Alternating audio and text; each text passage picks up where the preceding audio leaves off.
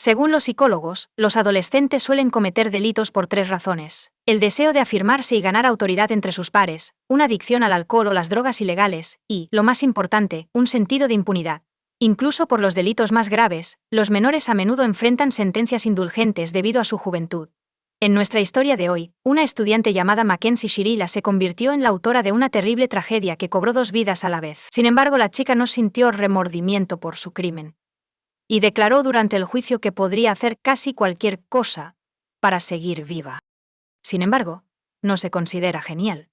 Mackenzie cambió repetidamente su testimonio, echándole la culpa a un lapsus de memoria, y parecía estar segura hasta el final de que se saldría con la suya. Pero el veredicto del juez literalmente dejó atónitas a la joven criminal y a su madre, quien defendía desesperadamente a su hija. Pero vayamos al grano.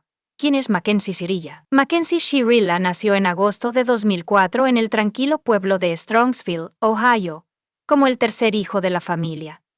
Sus padres, John Gorilla y Natalie Stevens, intentaron criar a sus herederos con amor y cuidado, brindándoles una buena educación y fomentando todos sus esfuerzos. La hija menor era la favorita de la familia. Se le perdonaron muchas travesuras de niña, e incluso las faltas graves eran frecuentemente pasadas por alto. Mackenzie creció para convertirse en una niña caprichosa, exigente y egoísta. Estaba acostumbrada a que sus padres siempre hicieran lo que ella pedía, y también confiaba en su propia impunidad sin importar lo que hiciera. Los compañeros de clase y los maestros de la niña observaron que ella era una niña agradable y abierta cuando era más joven. Sin embargo, a medida que crecía, su carácter y comportamiento se deterioraron. Si algo salía mal, ella hacía una verdadera rabieta, actuaba de manera insolente e impaciente, maldecía, e incluso se metía en peleas. Mackenzie no consideraba las opiniones de los demás, excepto las suyas. Sus palabras siempre debían ser las últimas, y priorizaba sus propios intereses por encima de todo. La personalidad de la niña se deterioró durante la adolescencia, pero sus padres no vieron nada de malo en esto, creyendo que su hija estaba en un período de transición y debía ser tratada con comprensión y paciencia. Sin embargo, el mal carácter estaba lejos de ser el peor de los problemas. Mackenzie era adicta al alcohol durante la secundaria y ocasionalmente probaba con drogas ilegales, pero se salía con la suya. A menudo, las acciones de la chica eran imprudentes y representaban una amenaza directa no solo para ella misma, sino también para quienes la rodeaban. Los padres continuaron ignorando o negándose a reconocer el problema evidente. Mackenzie, como muchas de sus compañeras, era una ávida usuaria de las redes sociales que rara vez soltaba su teléfono inteligente. Frecuentemente publicaba fotos provocativas de ella misma fumando o bebiendo alcohol en su cuenta, con comentarios igualmente provocativos. Las amigas de Mackenzie eran exactamente como ella. Vandalizaron, organizaron pogromos, pelearon, robaron y fueron detenidos repetidamente por la policía. Sin embargo, a los jóvenes solo se les dieron advertencias y charlas educativas, lo que reforzó su creencia en su propia impunidad. Dominic Russo, un joven, también era originario de Strongsville, nació en septiembre de 2001, el cuarto de 7 hijos de Frank y Christine Russo. El niño creció con 3 hermanos y 3 hermanas con quienes siempre estuvo muy unido. Dominic sobresalió en la escuela, fue un participante activo en deportes desde una edad temprana y se esforzó por llevar un estilo de vida saludable. A pesar de haber crecido en una familia numerosa, a él y a sus hermanos y hermanas no les faltó el amor, la atención y el cuidado de sus padres. Frank y Christine eran moderadamente estrictos con sus hijos, pero también fomentaban su desarrollo integral. Dominic siempre tuvo muchos amigos. Estaba acostumbrado a ser el centro de atención y se convirtió en el corazón de cualquier negocio. El joven tenía una apariencia brillante y atractiva, estaba en forma e interesante, y desde joven tenía muchos admiradores. Trató de evitar los romances efímeros, enfocándose en cambio en relaciones serias y prometedoras. Russo se inscribió en una universidad local después de graduarse de la escuela secundaria, donde eligió especializarse como productor de artes escénicas. Aspiraba a ser un productor musical de renombre. Además de ser talentoso y versátil, Dominic escribe e interpreta sus propias canciones. A la edad de 20 años, el hombre ya tenía su propio pequeño negocio, así que compró un coche y alquiló un apartamento independiente en un vecindario deseable. Al mismo tiempo continuó participando en deportes y era considerado uno de los mejores estudiantes de la universidad. Primer amor. Dominic y Mackenzie se conocieron por primera vez como miembros de la clase de graduación.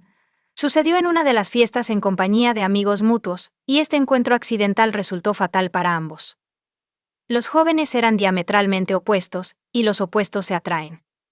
Mackenzie se sintió inmediatamente atraída por un apuesto joven de cabello rizado con un fuerte trasfondo musical. Era muy diferente de los chicos con los que ella solía salir. Era muy educado, cortés e interesante y podía mantener una conversación sobre cualquier tema. Mackenzie tenía una apariencia llamativa y una figura esbelta, se vestía bien y sabía cómo causar una buena impresión. Usó todo su encanto para llamar la atención del chico que le gustaba, y tuvo éxito bastante rápido. La pareja comenzó a salir en el otoño de 2021, y casi de inmediato presentaron al elegido a sus padres. Pero, mientras los padres de Mackenzie estaban encantados con su elección, y pensaban que Dominic era una excelente pareja para su hija, los padres del chico tenían sentimientos encontrados sobre su pasaporte. Por un lado, la chica parecía inocente e intentaba causar una buena impresión en ellos. Sin embargo, algo en ella inmediatamente alertó a Frank y Christine Russo, amigos y familiares de Cheryl. Estamos seguros de que Mackenzie se enamoró por primera vez en su vida, y sinceramente esperábamos que la relación con el elegido afectara positivamente su carácter y comportamiento. Nadie podría haber predicho la tragedia que pondría fin a este romance tan beneficioso. La pareja comenzó a aparecer en todas partes junta, tomados de la mano y expresando abiertamente su profundo afecto el uno por el otro. La relación se hizo muy conocida en el pequeño pueblo. Aquellos que conocían bien a Mackenzie sentían genuinamente pena por su novio. Pero la mayoría simplemente estaban felices por ellos. ¿Qué le pasaba? Demasiado dominante, comenzó a notar rarezas en el comportamiento de su novia, como sus travesuras desafiantes y su deseo de hacer que todos a su alrededor hicieran exactamente lo que ella quería. Al principio, no le prestó mucha atención, culpándolo todo de su juventud y deseo de atención. Los jóvenes planearon su futuro juntos, incluyendo casarse tan pronto como Mackenzie cumpliera 18 años. También tienen la intención de dejar su provincia natal y trabajar juntos para conquistar una gran ciudad. Idealmente, el tiempo de Dominic en Nueva York le proporcionaría numerosas oportunidades para seguir una carrera exitosa en la industria de la música y demostrar plenamente su talento. Pero a medida que pasaba el tiempo, el comportamiento de Mackenzie se volvía cada vez más alarmante, y a veces incluso asustaba al chico que exigía de su novio. Pero él solo hacía lo que ella pedía. Y si él no estaba de acuerdo con ella en algo, ella armaba escándalos, hacía rabietas y actuaba como una niña caprichosa. Dominic inicialmente intentó convertir todo en una broma, pero rápidamente se dio cuenta de que esta es la verdadera cara de su elegida. En público, ella todavía intentaba mantener la compostura, pero cuando estaba a solas con su novio, desataba toda la fuerza de sus emociones sobre él, a veces incluso lo atacaba a puñetazos. El comportamiento de Mackenzie se volvió cada vez más agresivo, y eventualmente el joven decidió que ya había tenido suficiente. Le sugirió que tomara un descanso de la relación y aclarara sus sentimientos. Sin embargo, cuando Mackenzie se enteró de esto, tuvo una pelea pública frente a sus amigos en común. Ella gritó, amenazó con dominar, dijo que lo mataría si la dejaba, y amenazó con quemar su casa y destruir su coche. Sin embargo, solo aumentó su confianza de que estaba haciendo lo correcto al terminar esta relación tóxica e insatisfactoria. Acoso obsesivo. Mackenzie no tenía ninguna intención de abandonar a su novio, y al principio fingió que nada había pasado. Continuó invitándolo a varias fiestas y eventos, así como publicar fotos de ellos juntos en las redes sociales, acompañadas de declaraciones de amor. Cuando Dominic le dijo firmemente que su relación había terminado, ella explotó de rabia. Mackenzie iba a su casa casi todos los días y gritaba una variedad de cosas desagradables, insultos y amenazas a través de sus ventanas. Ella lo llamó desde varios números, dejó mensajes en su contestador, publicó en las redes sociales y le envió correos electrónicos. Mackenzie entonces juró amor y ofreció intentar empezar de nuevo. El comportamiento insultante y amenazante se reanudó. Russo estaba desconcertado. Simplemente no sabía cómo responder a tal comportamiento porque nunca lo había encontrado antes. Intentó hablar, ignorar a la ex amante e incluso grabar sus momentos amenazantes en varias ocasiones. Rabietas en su teléfono. Cuando Shirilla veía a su exnovio en la calle o en otro lugar público, comenzaba a gritarle e insultarlo frente a los transeúntes. Ella había convertido la vida de Dominic en una pesadilla, pero él esperaba que con un poco más de tiempo, ella lo dejaría en paz y pasaría a otra persona. Mackenzie declaró ante testigos que matar a Dominic era más fácil que dejarlo ir. Mackenzie declaró que si él no regresaba con ella nadie lo tendría, y ella se encargaría de la situación. El joven no tomó estas palabras en serio. Sin embargo, los que estaban a su alrededor se dieron cuenta de que Mackenzie no estaba bromeando. Las amenazas más frecuentes de la chica de la escuela incluían promesas de atropellar al chico con el coche, meterlo en el coche y conducirlo por un acantilado, o detenerse en la vía del tren frente a un tren que se acerca a toda velocidad. Cada opción sonaba aterradora, y Mackenzie describía cada una en detalle, como si lo tuviera todo planeado desde hace mucho tiempo y solo estuviera esperando el momento adecuado y una reconciliación inesperada. Cuando Mackenzie se dio cuenta de que las amenazas y los insultos no le ayudarían a recuperar a Dominic, sino que solo lo alejarían, decidió cambiar de táctica.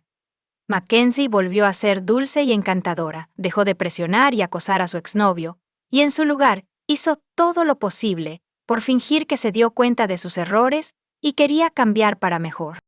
Habló sobre su próxima inscripción, pidió ayuda para llegar a la universidad, afirmó haber mejorado su inteligencia y estaba más preocupada por los exámenes finales. Tales cambios sorprendieron gratamente a Dominic, quien, a pesar de todo, todavía tenía sentimientos tiernos por su exnovia y decidió ayudarla con su inscripción en la universidad. Como resultado, reanudaron el contacto y la comunicación entre ellos.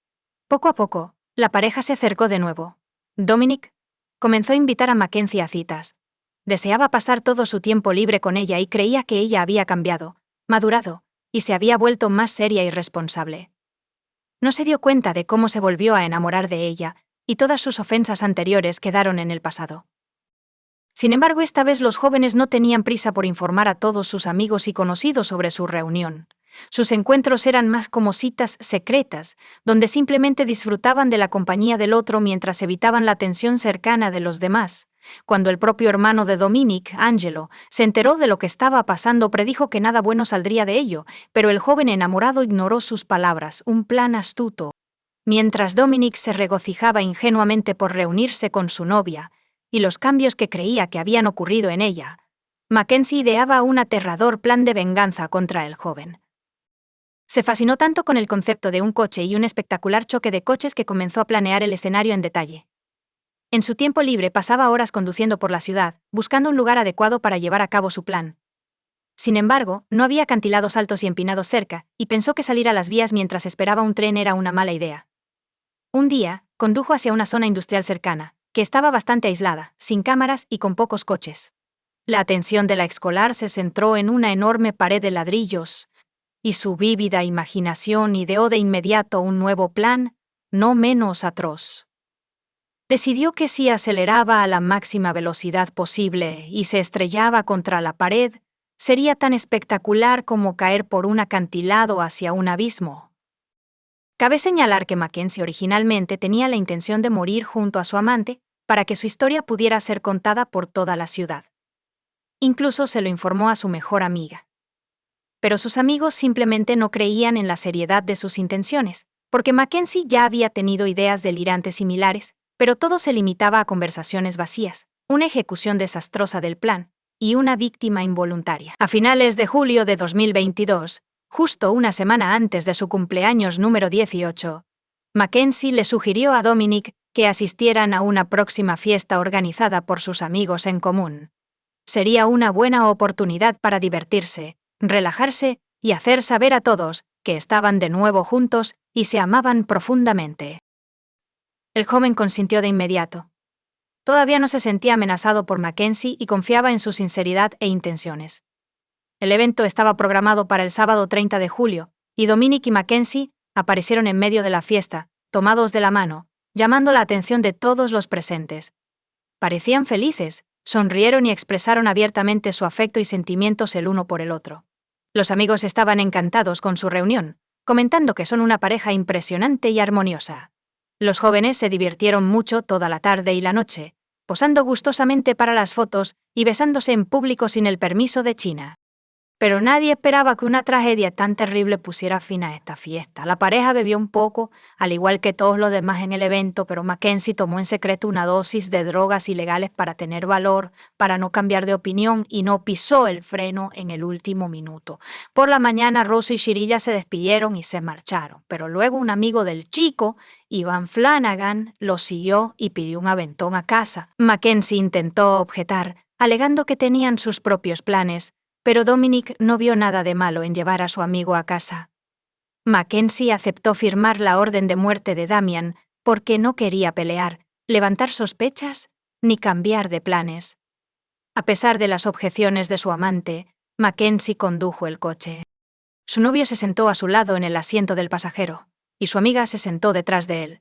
El coche arrancó y se alejó lentamente del lugar de la fiesta, emprendiendo su viaje más reciente. Mackenzie condujo tranquilamente por la calle principal, respetando el límite de velocidad y tratando de no llamar la atención. Se detuvo por completo en un semáforo. Aunque la carretera estaba vacía, Mackenzie reconsideró su estrategia mientras sus pasajeros se dormían. Más tarde, ella afirmó que quería morir en el accidente, pero el perpetrador claramente estaba mintiendo, porque ella se había abrochado el cinturón de seguridad durante la última parada, mientras sus pasajeros permanecían sin abrochar. Cuando el semáforo se puso en verde, aceleró y luego hizo un giro brusco hacia una carretera secundaria mal iluminada que conducía a una zona industrial. Obviamente, los chicos no se dieron cuenta de inmediato de lo que estaba pasando. El coche aceleró a toda velocidad, casi como si el mismo diablo hubiera poseído al conductor, pero Mackenzie siguió pisando el acelerador con fuerza, dirigiendo el coche hacia una pared de ladrillos vacía, un transeúnte y un rescate milagroso. No había nadie en la zona industrial temprano el domingo por la mañana, así que nadie notó el accidente ni se apresuró a ayudar. Solo una mujer, que vivía en las afueras, no muy lejos del lugar del accidente, escuchó el estruendo y no se dio pereza para salir a investigar. Vio humo y, al acercarse, se dio cuenta de que había habido un accidente de coche, así que volvió corriendo a casa para llamar a los servicios de emergencia. Los paramédicos llegaron al lugar aproximadamente media hora después del accidente, pero los 2 hombres en el coche no pudieron ser salvados. Murieron en el acto. La chica al volante estaba viva, su cinturón de seguridad y los airbags le salvaron la vida. Mackenzie estaba inconsciente y sus piernas estaban atrapadas dentro del coche destrozado. Pero estaba respirando y su pulso era claramente palpable, lo que le daba esperanza de supervivencia. Ella abrió los ojos varias veces mientras la sacaban del coche, pero claramente no le importaba lo que estaba sucediendo a su alrededor. Mackenzie fue trasladada de inmediato al hospital, donde le diagnosticaron múltiples fracturas y daño a los órganos internos. Los análisis de sangre revelaron que estaba bajo la influencia tanto del alcohol como de las drogas. Sin embargo, el médico cree que eso es lo que la mantuvo viva y la salvó de un shock doloroso. Mientras la ayuda estaba en camino, la investigación lleva a una confesión. Cuando la policía recibió los resultados de la prueba de Mackenzie, asumieron que estaba bajo la influencia de sustancias ilegales y no se dio cuenta de lo que estaba haciendo, posiblemente intentando atravesar la pared o no viendo ningún obstáculo en su camino. La falta de distancia de frenado de esta versión jugó a su favor. Sarah Weibel estaba inconsciente en la unidad de cuidados intensivos tras una operación compleja, lo que hacía imposible hablar con ella. Sin embargo, rápidamente se dio cuenta de lo que había hecho y comenzó a sollozar y a desahogar su alma con el médico de guardia. Admitió que condujo intencionadamente contra la pared a alta velocidad porque quería matar a su novio y había planeado morir junto a él. Mackenzie también afirmó que Iván era una víctima involuntaria debido a su propia obsesión porque pidió acompañarlos. El doctor desestimó la historia divagante del paciente como un estado delirante causado por la anestesia, los analgésicos y la culpa por la muerte de un ser querido. Cuando se permitió a la policía hablar con la Mackenzie en recuperación, ella cambió abruptamente su testimonio. Mackenzie ahora afirma que casi no recuerda lo que sucedió esa noche porque bebió y usó sustancias ilegales. Según la chica, tuvo un lapsus de memoria después de ponerse al volante, incluyendo cómo Ivan estaba en el vehículo. No tiene idea. Sin embargo, los hechos indicaban lo contrario. Las cámaras de vigilancia pudieron rastrear la primera parte de la ruta del coche, y las imágenes mostraron claramente a Mackenzie conduciendo lentamente y siguiendo las reglas hasta que giró abruptamente hacia una carretera que conducía a una zona industrial. Además, surgió que Mackenzie había conducido toda la ruta de ida y vuelta varios días antes, y al menos una docena de testigos habían visto su coche volver a la normalidad en varios puntos.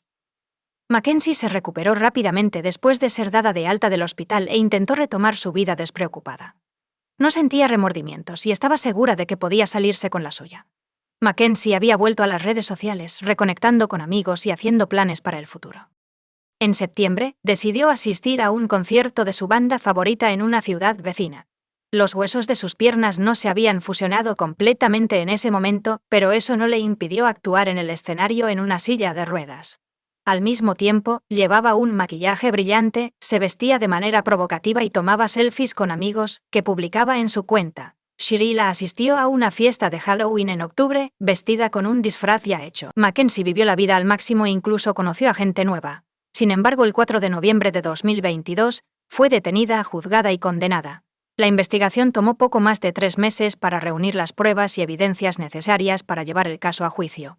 Mackenzie fue acusada de asesinato doble agravado premeditado, así como de poseer y usar una sustancia controlada descubierta en su bolsillo y detectada en su sangre. La acusada cambió su testimonio varias veces, inicialmente citando una pérdida de memoria. Cuando su amiga testificó en el tribunal como testigo, a quien le había revelado su plan, Mackenzie cambió su estrategia, afirmando que quería morir junto a su amante. Incluso aquí se descubrieron rápidamente inconsistencias porque él la había abrochado previamente con un cinturón de seguridad. El 21 de agosto de 2023, Shirilla fue declarada culpable de todos los cargos. Sin embargo, se tuvo en cuenta un detalle importante: el momento del crimen. No tenía aún 18 años. Fue juzgada como menor porque faltaban 5 días para que alcanzara la mayoría de edad.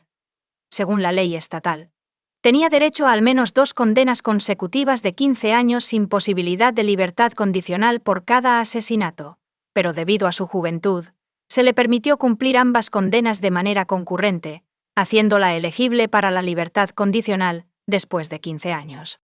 Para entonces, Mackenzie tendría 33 años.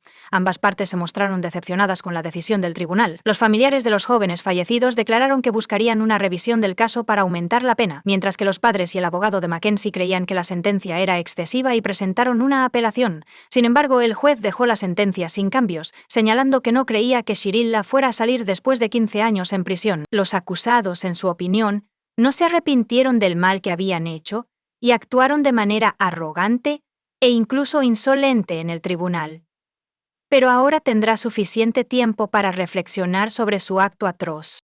Comparte tu opinión con nosotros en los comentarios y suscríbete al canal para más.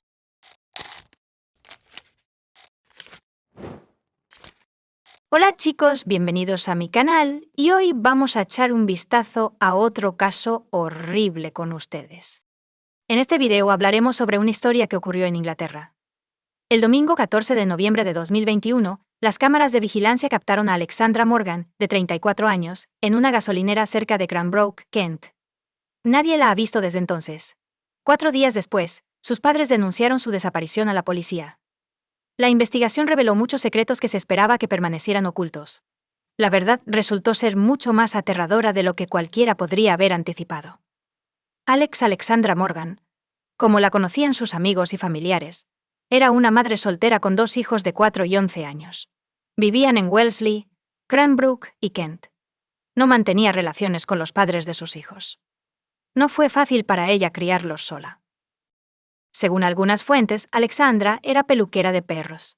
La gente la describía como una mujer dinámica y ambiciosa que quería que sus hijos tuvieran todo lo que necesitaban. Quería una vida mejor para ellos y tomó varias medidas para lograrlo.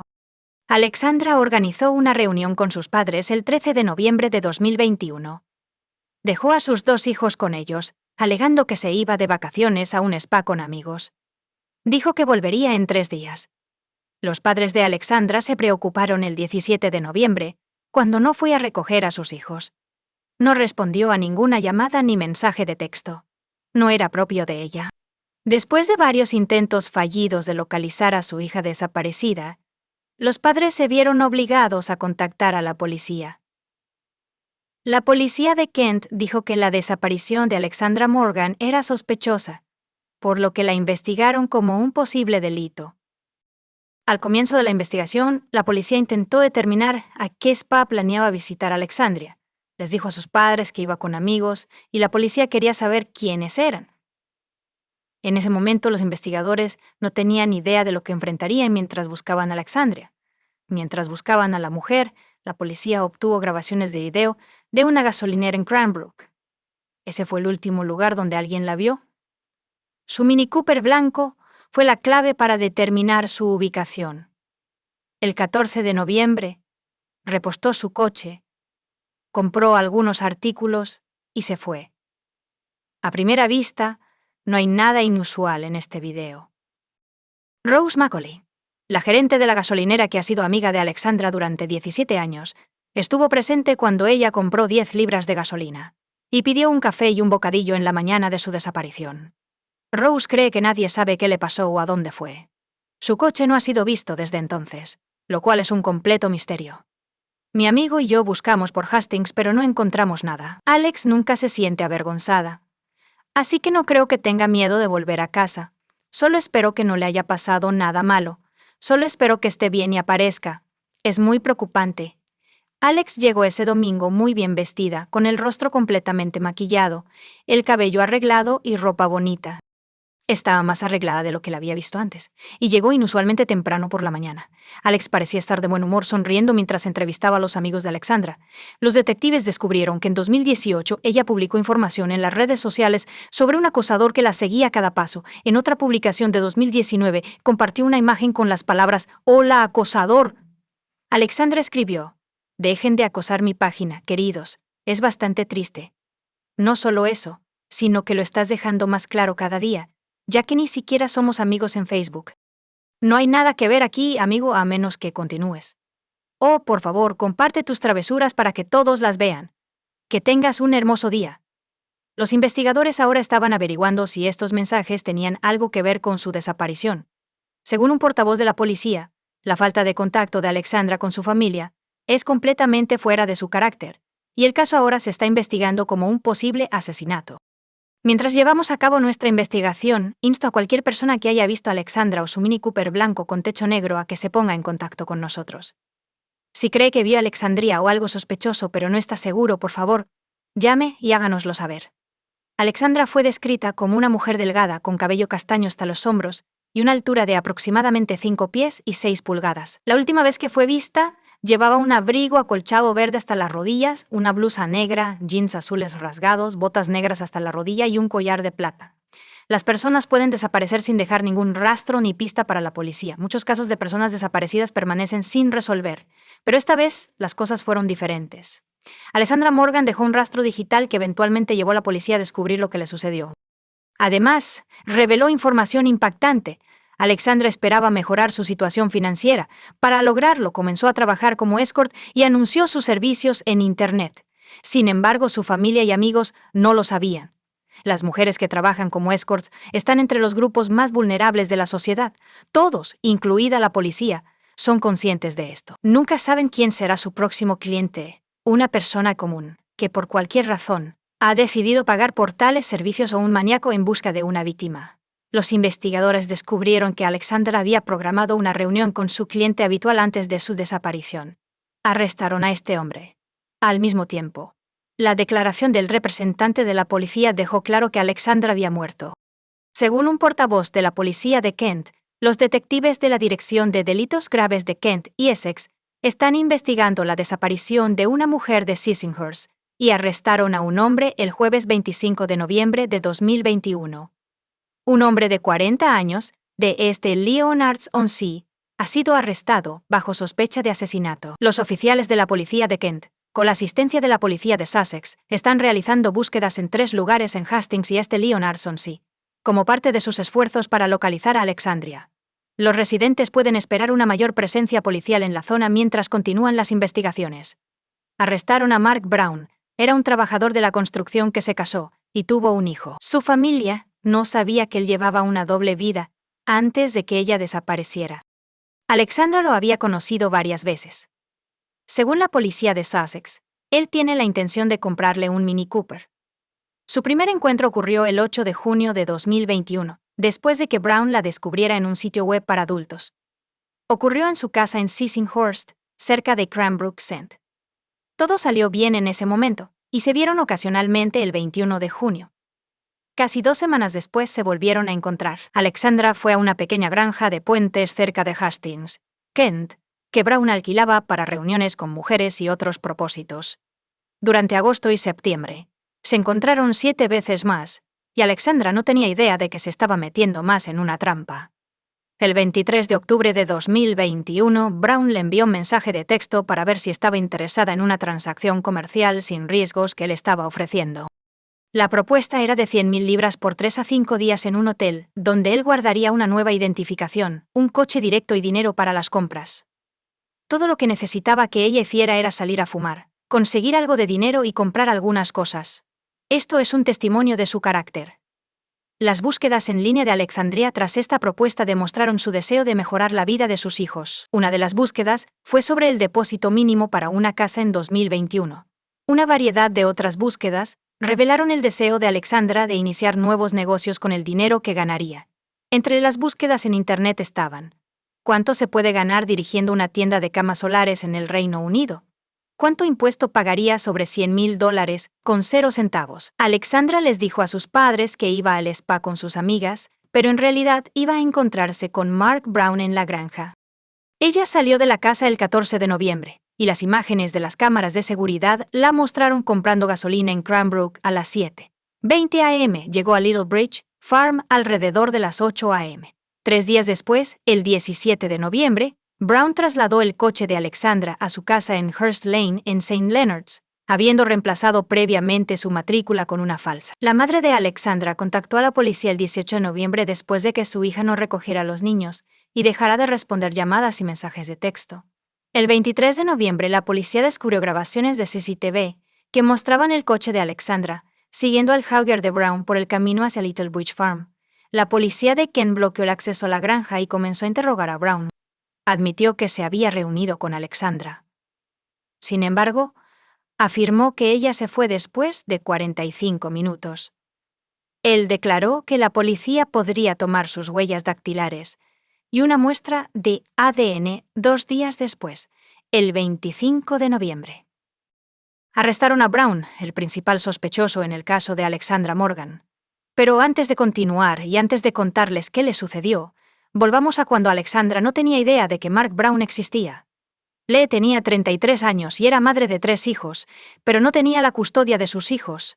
Lea era una amante de los animales que cuidaba de un caballo, 3 cabras, 2 perros, un mastín llamado Duke y una pomerania llamada Lady. El 25 de marzo de 2018, Mark Brown contactó a Leah a través de un sitio web de acompañantes donde ella anunciaba sus servicios.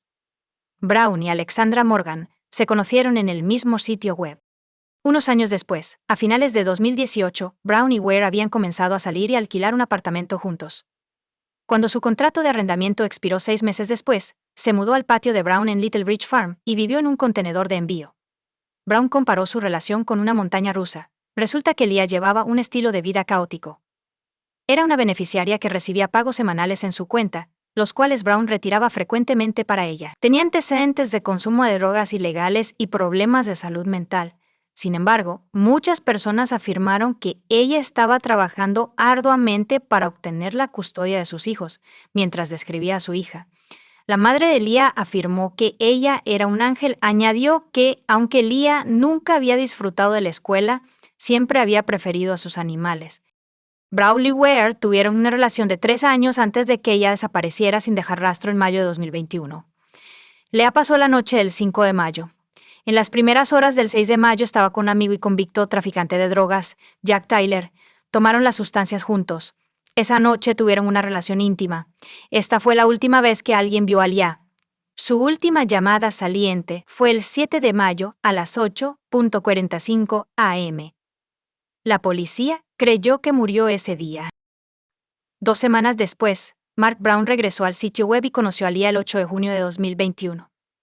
Un mes después, desapareció sin dejar rastro. Alexandria conoció a Brown por primera vez en su casa. La reunión fue bien. Ella consideraba a Brown como un hombre razonable y generoso. Pero Alexandria no tenía idea de que solo un mes antes, otra mujer en una relación con Brown había desaparecido sin dejar rastro. Durante la investigación, los detectives descubrieron mensajes extremadamente reveladores enviados por Brown. Se los envió a su novia de la escuela secundaria 5 días después de conocer a Alexandra Morgan. Sin embargo, los mensajes no eran sobre Alexandria. Estaban hablando de Lee. Esto es lo que dijeron. Tendré mucho cuidado con cómo lo digo. Volvió a suceder, no hace mucho, mientras deshacía de algo. Es una tarea extremadamente desagradable. Un viejo barril de aceite, 5 litros de diésel, y no queda mucho. Se calienta extremadamente y brilla casi blanco. Mi corazón, mente y alma están pesados con las consecuencias de mis acciones. Soy un psicópata con conciencia. Es una broma en realidad. Así los investigadores comenzaron a sospechar de la muerte de Alexandra Morgan, y más aterrador aún, que ella no era la única víctima de Mark Brown. Un portavoz del equipo de delitos graves de la policía de Sussex declaró que, a pesar de las extensas investigaciones, no hemos encontrado a Leah ni su cuerpo y estamos pidiendo la ayuda del público para localizarla o cualquier cosa relacionada con su desaparición. Después de que Brown fue arrestado el 25 de noviembre de 2021, la policía registró su granja. Descubrieron un barril dentro del cual alguien había quemado algo recientemente. Los expertos examinaron su contenido y descubrieron restos óseos y dentales. El examen de laboratorio confirmó que estos eran los restos de Alexandra Morgan. En una declaración conjunta, Neil Kimber de la policía de Kent y Andy Wolstenholme de la policía de Sussex dijeron: «Nuestros pensamientos están con las familias de Alexandra y Leah durante este difícil momento. Aunque hemos localizado los restos de Alexandra, aún no hemos encontrado a Leah, y nuestras investigaciones están en curso. Instamos a cualquier persona que tenga información sobre Leah o Alexandra a que se comunique con nosotros de inmediato». Leah es descrita por la policía como una mujer blanca delgada, que mide 5 pies y 6 pulgadas de altura, con cabello negro, muy largo y ojos azules. Se sospechaba que tenía tatuajes de un dragón en su pierna derecha, escritura china en su cadera derecha, y un hada sentada sobre una flor encima del nombre Ryan en su pierna derecha. La búsqueda en Brown's Farm duró aproximadamente un mes, concluyendo el 7 de enero de 2022. La policía descubrió los huesos de un pomerania en el estanque, junto con un peso atado a su collar. Los investigadores creían que era el perro de Leah, que Brown abandonó cruelmente tras la muerte de Leah. Aunque la policía no pudo localizar los restos de Leah Ware, Brown fue acusado de su muerte el 1 de febrero de 2022. Anteriormente, lo habían acusado del asesinato de Alexandra Morgan. A lo largo del interrogatorio, Brown negó los cargos en su contra. Sin embargo, cuando le informaron sobre las pruebas que mostraban que había quemado el cuerpo de Alexandra Morgan, admitió su muerte. Sin embargo, Brown insistió en que Alexandria había muerto como resultado de un accidente. El juicio de Mark Brown comenzó el 17 de octubre de 2022. Durante el juicio, surgieron nuevos detalles sobre estos dos casos. El jurado descubrió que Brown retiraba dinero de la cuenta bancaria de Leah Ware de manera regular tras su desaparición. Tras la desaparición de Leah el 7 de mayo de 2021, Brown recogió su medicación recetada y retiró dinero de un cajero automático cada semana, utilizando su nueva tarjeta bancaria. Entregaron la tarjeta a la dirección de su hermana Cheryl, luego colocaría el escondite y la medicación en un remolque para caballos que pertenecía a su mascota. El abogado de la acusación de Bertie, Duncan Atkinson, detalló varias veces en las semanas siguientes a la desaparición de Leah Ware cómo Brown tomó 200 libras de su cuenta, el máximo permitido en una transacción. Esto resultó en que el saldo de Leah cayera de más de 2.000 libras a 45 libras. En julio de 2021, los jurados fueron informados de que Brown retiró 200 libras de la cuenta de Leah 2 veces poco después de transferir 200 libras a su propia cuenta. Cuando le preguntaron por qué hizo esto, explicó que probablemente usó sus 200 libras y luego las reemplazó. En ese momento, alguien me debía 430 libras, así que lo más probable es que me las devolvieron. Atkinson afirmó que los retiros de la cuenta de Leah no tenían nada que ver con ella y todo que ver contigo. ¿Es esto una coincidencia? Murió después de recibir su nueva tarjeta bancaria. Brown respondió: «No estoy seguro de a qué te refieres porque, hasta donde yo sé, ella no está muerta». Atkinson pregunta si estamos huyendo, señora. «¿Dónde está el dinero, eh? ¿Sabías que Leah estaba en una situación donde el dinero no la ayudaría?». Brown respondió: «No estoy seguro de en qué planeta vives».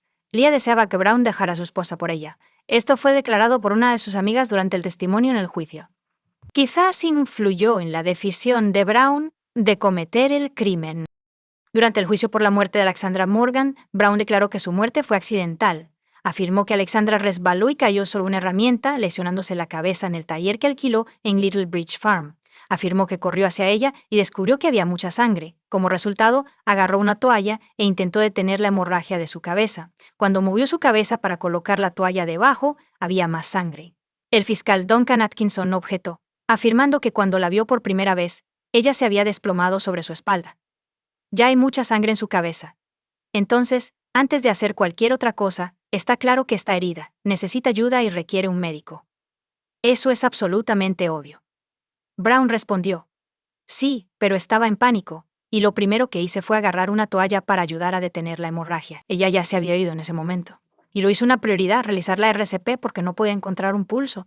No llamé a una ambulancia porque mi primera prioridad era detener la hemorragia y luego verificar el pulso. No tiene sentido llamar a una ambulancia. Si no llegara a tiempo, la primera prioridad es detener la hemorragia. Brown declaró que estaba seguro de que Alexandra Morgan había muerto después de realizarle RCP y sostener un espejo frente a su boca y nariz para comprobar si respiraba. En los 5 minutos siguientes, usó sudaderas para evitar que la sangre fluyera por debajo de la puerta del taller, salió a vomitar y tomó su teléfono del coche o del bolsillo de la chaqueta para llamar a los servicios de emergencia. Luego decidió encubrirlo, diciendo que envolvió a Alex en un saco de dormir y le puso una toalla alrededor de la cabeza para evitar que saliera más sangre. Tenía a una escort muerta en el suelo de mi taller. ¿Cómo se vería? ¿Cómo podría probar que tuvo un accidente? Fue una tontería. Fue el peor error que había cometido en mi vida. Brown luego decidió deshacerse del cuerpo de Alexander con un incinerador que había construido con un viejo tambor de aceite a principios de ese año y que usaba regularmente para quemar desechos. Dijo que había oído leyendas urbanas sobre personas quemando cuerpos, y no quería que nadie encontrara un cuerpo tirado en algún lugar. Así, Brown afirmó que no tenía nada que ver con la desaparición de Lee y creía que ella seguía viva. La muerte de Alexandra supuestamente fue accidental. Sin embargo, durante el juicio, el tribunal escuchó el testimonio del jefe de Brown, Alan Downs. El hombre afirmó que Brown le advirtió que la policía podría ir a buscarlo y arrestarlo. La conversación tuvo lugar el 24 de noviembre. Cuando Downs preguntó por qué la policía podría arrestarlo, Brown dijo que era un doble asesinato, y este fue un punto crítico. Con esta respuesta, Brown insinuó que Lee había muerto y que Alexandra Morgan no había muerto en un accidente. Sin embargo, Brown negó haber utilizado tal lenguaje. Él respondió: No, dije que me iba a ir por 25 años. No estoy seguro de dónde sacó el doble. Dije que sería arrestado por un asesinato. No dije doble. Cuando le preguntaron a quién había matado, Atkinson respondió: ¿Quién? La respuesta debería haber sido nadie. Brown respondió: La respuesta debería haber sido sí. Pero eso no era lo que esperaba que sucediera. No puedo probar que no maté a Alex, y no esperaba que nadie me creyera. Por eso hice lo que hice. Ambas eran madres e hijas, entre otras cosas, para sus familias y amigos, y murieron en las circunstancias más trágicas. Ambas cayeron en las garras de un maníaco. Abandonaron a los niños y arruinaron a las familias. A lo largo del juicio por asesinato en el Tribunal de la Corona de Hobb, los jurados conocieron las vidas de Leah Ware y Alex Morgan, incluyendo su crianza, hijos y relaciones, trabajo y pasiones. Los jurados también escucharon intentos de cambiar sus nombres de marrón a como lo expresó el fiscal negro, creando una imagen falsa de las mujeres. La gente debería recordar a Lee y Alex Morgan por sonreír y disfrutar de la vida. Ambos merecen ser recordados por sus seres queridos por sus muchas cualidades. El 1 de diciembre de 2022, un jurado de 10 hombres y 2 mujeres condenó a Brown, de 41 años, en todos los cargos. El juez Nicholas Hilliard declaró que este es claramente un caso grave, con consecuencias devastadoras para las familias de las víctimas. Declaró que el tribunal condenaría a Brown a cadena perpetua, y tendría que decidir sobre el mínimo de la pena de prisión o si alguna vez sería elegible para la libertad condicional. El juez también declaró que si Brown decidía revelar lo que hizo con el cuerpo de Leah Ware, lo consideraría durante la sentencia. Sin embargo, Brown dejó pasar esta oportunidad. Antes de que el juez dictara su sentencia, Rebecca Martin, la madre de Leah Ware, pronunció una declaración de impacto de la víctima. Ella afirmó que Brown está continuando su tortura sádica en nuestras vidas familiares al negarse a contarnos lo que le sucedió. Ella murió porque Mark Brown buscó satisfacer sus deseos depravados. Dominaba y manipulaba cada aspecto de su existencia. Cuando se cansó, la desechó como si fuera una basura. El tribunal también escuchó a los padres de Alex Morgan, quienes la describieron como brillante, enérgica y decidida a tener éxito. Enfrentó desafíos, pero los estaba superando y miraba hacia el futuro con sus 2 hijos, a quienes adoraba. El 13 de enero de 2023. El tribunal condenó a Mark Brown a 2 cadenas perpetuas. Será elegible para libertad condicional en 49 años. El juez Hilliard, quien condenó a Brown en su ausencia después de que se negara a comparecer en la corte, declaró: «Ninguna sentencia que imponga es una medida de las vidas perdidas. Nada puede corregir lo que el acusado ha hecho. Eso no es posible. Su conciencia no se ve afectada por lo que ha hecho». Comparte tu opinión con nosotros en los comentarios y suscríbete al canal para más.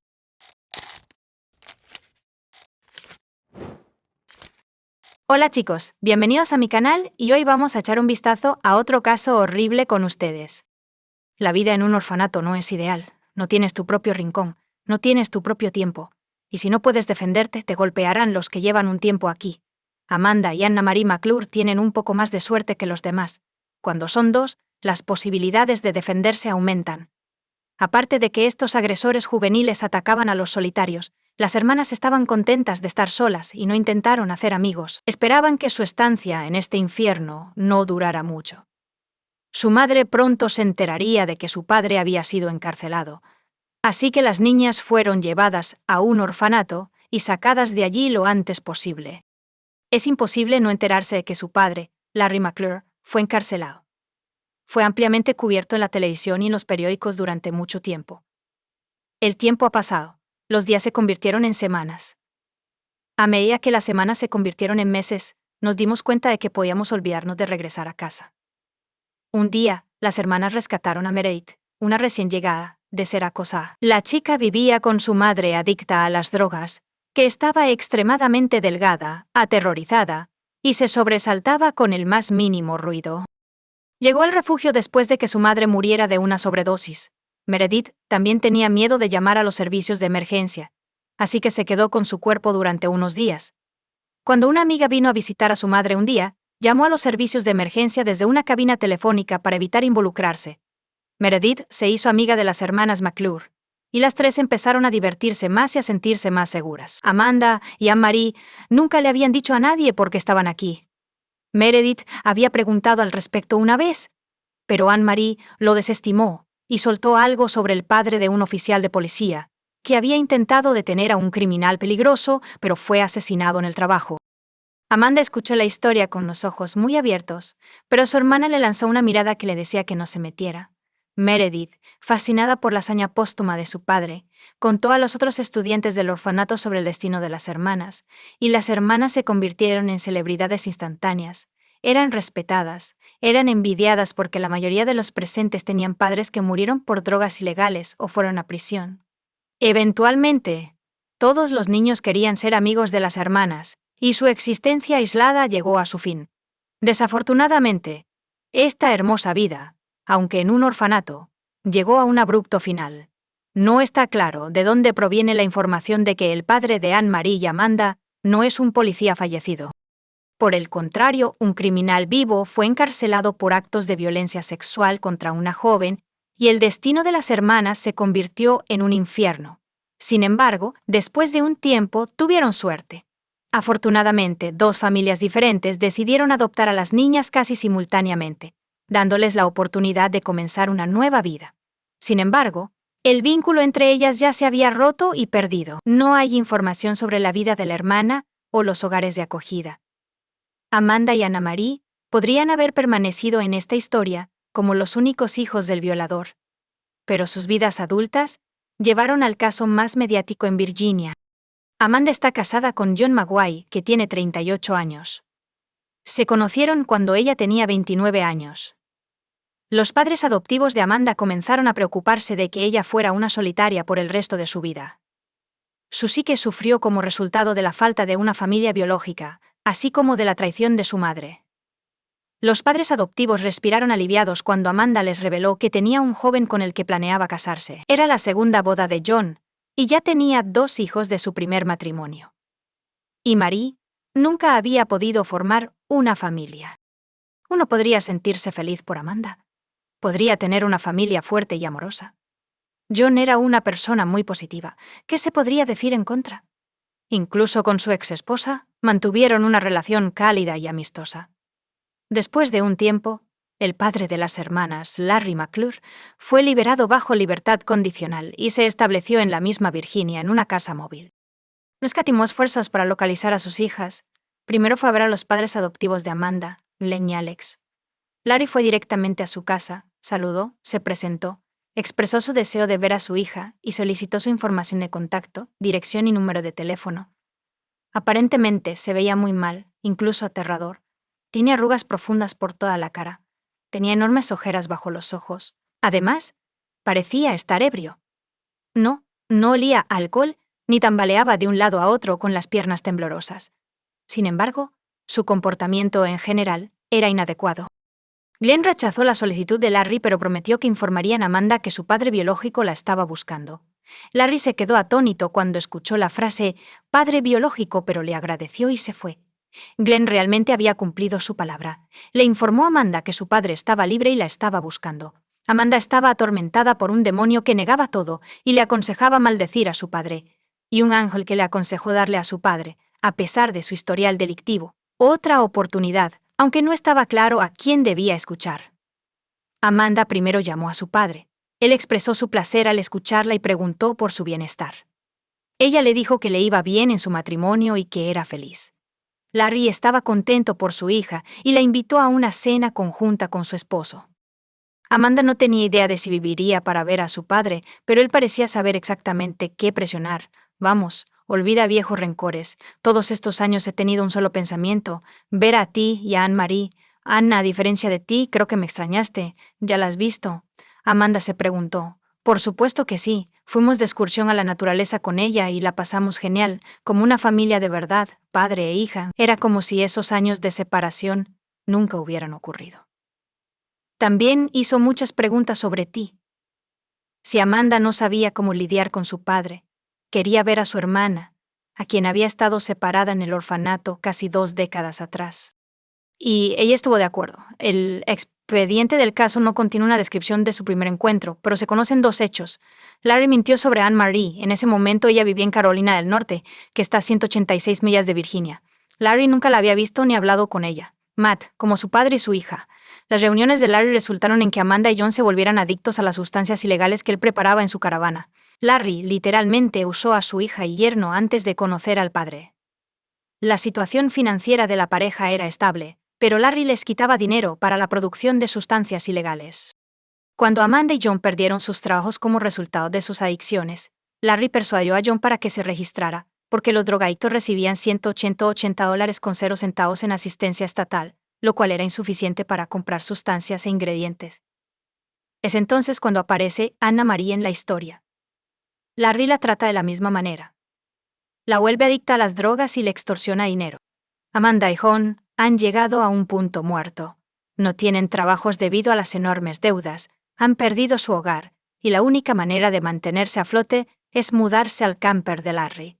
En este punto, los padres de John aún no lo sabían. Llamó a sus padres. Su madre estaba gravemente enferma en ese momento, y John les dijo que él y Amanda iban a hacer un viaje juntos. Esa fue la última vez que los padres de John lo escucharon con vida. De hecho, no había ningún viaje programado. Amanda y John se mudaron con Larry y formaron un pequeño grupo de personas que usaban drogas ilegales y bebían alcohol. Toda la tragedia ocurrió el día de San Valentín.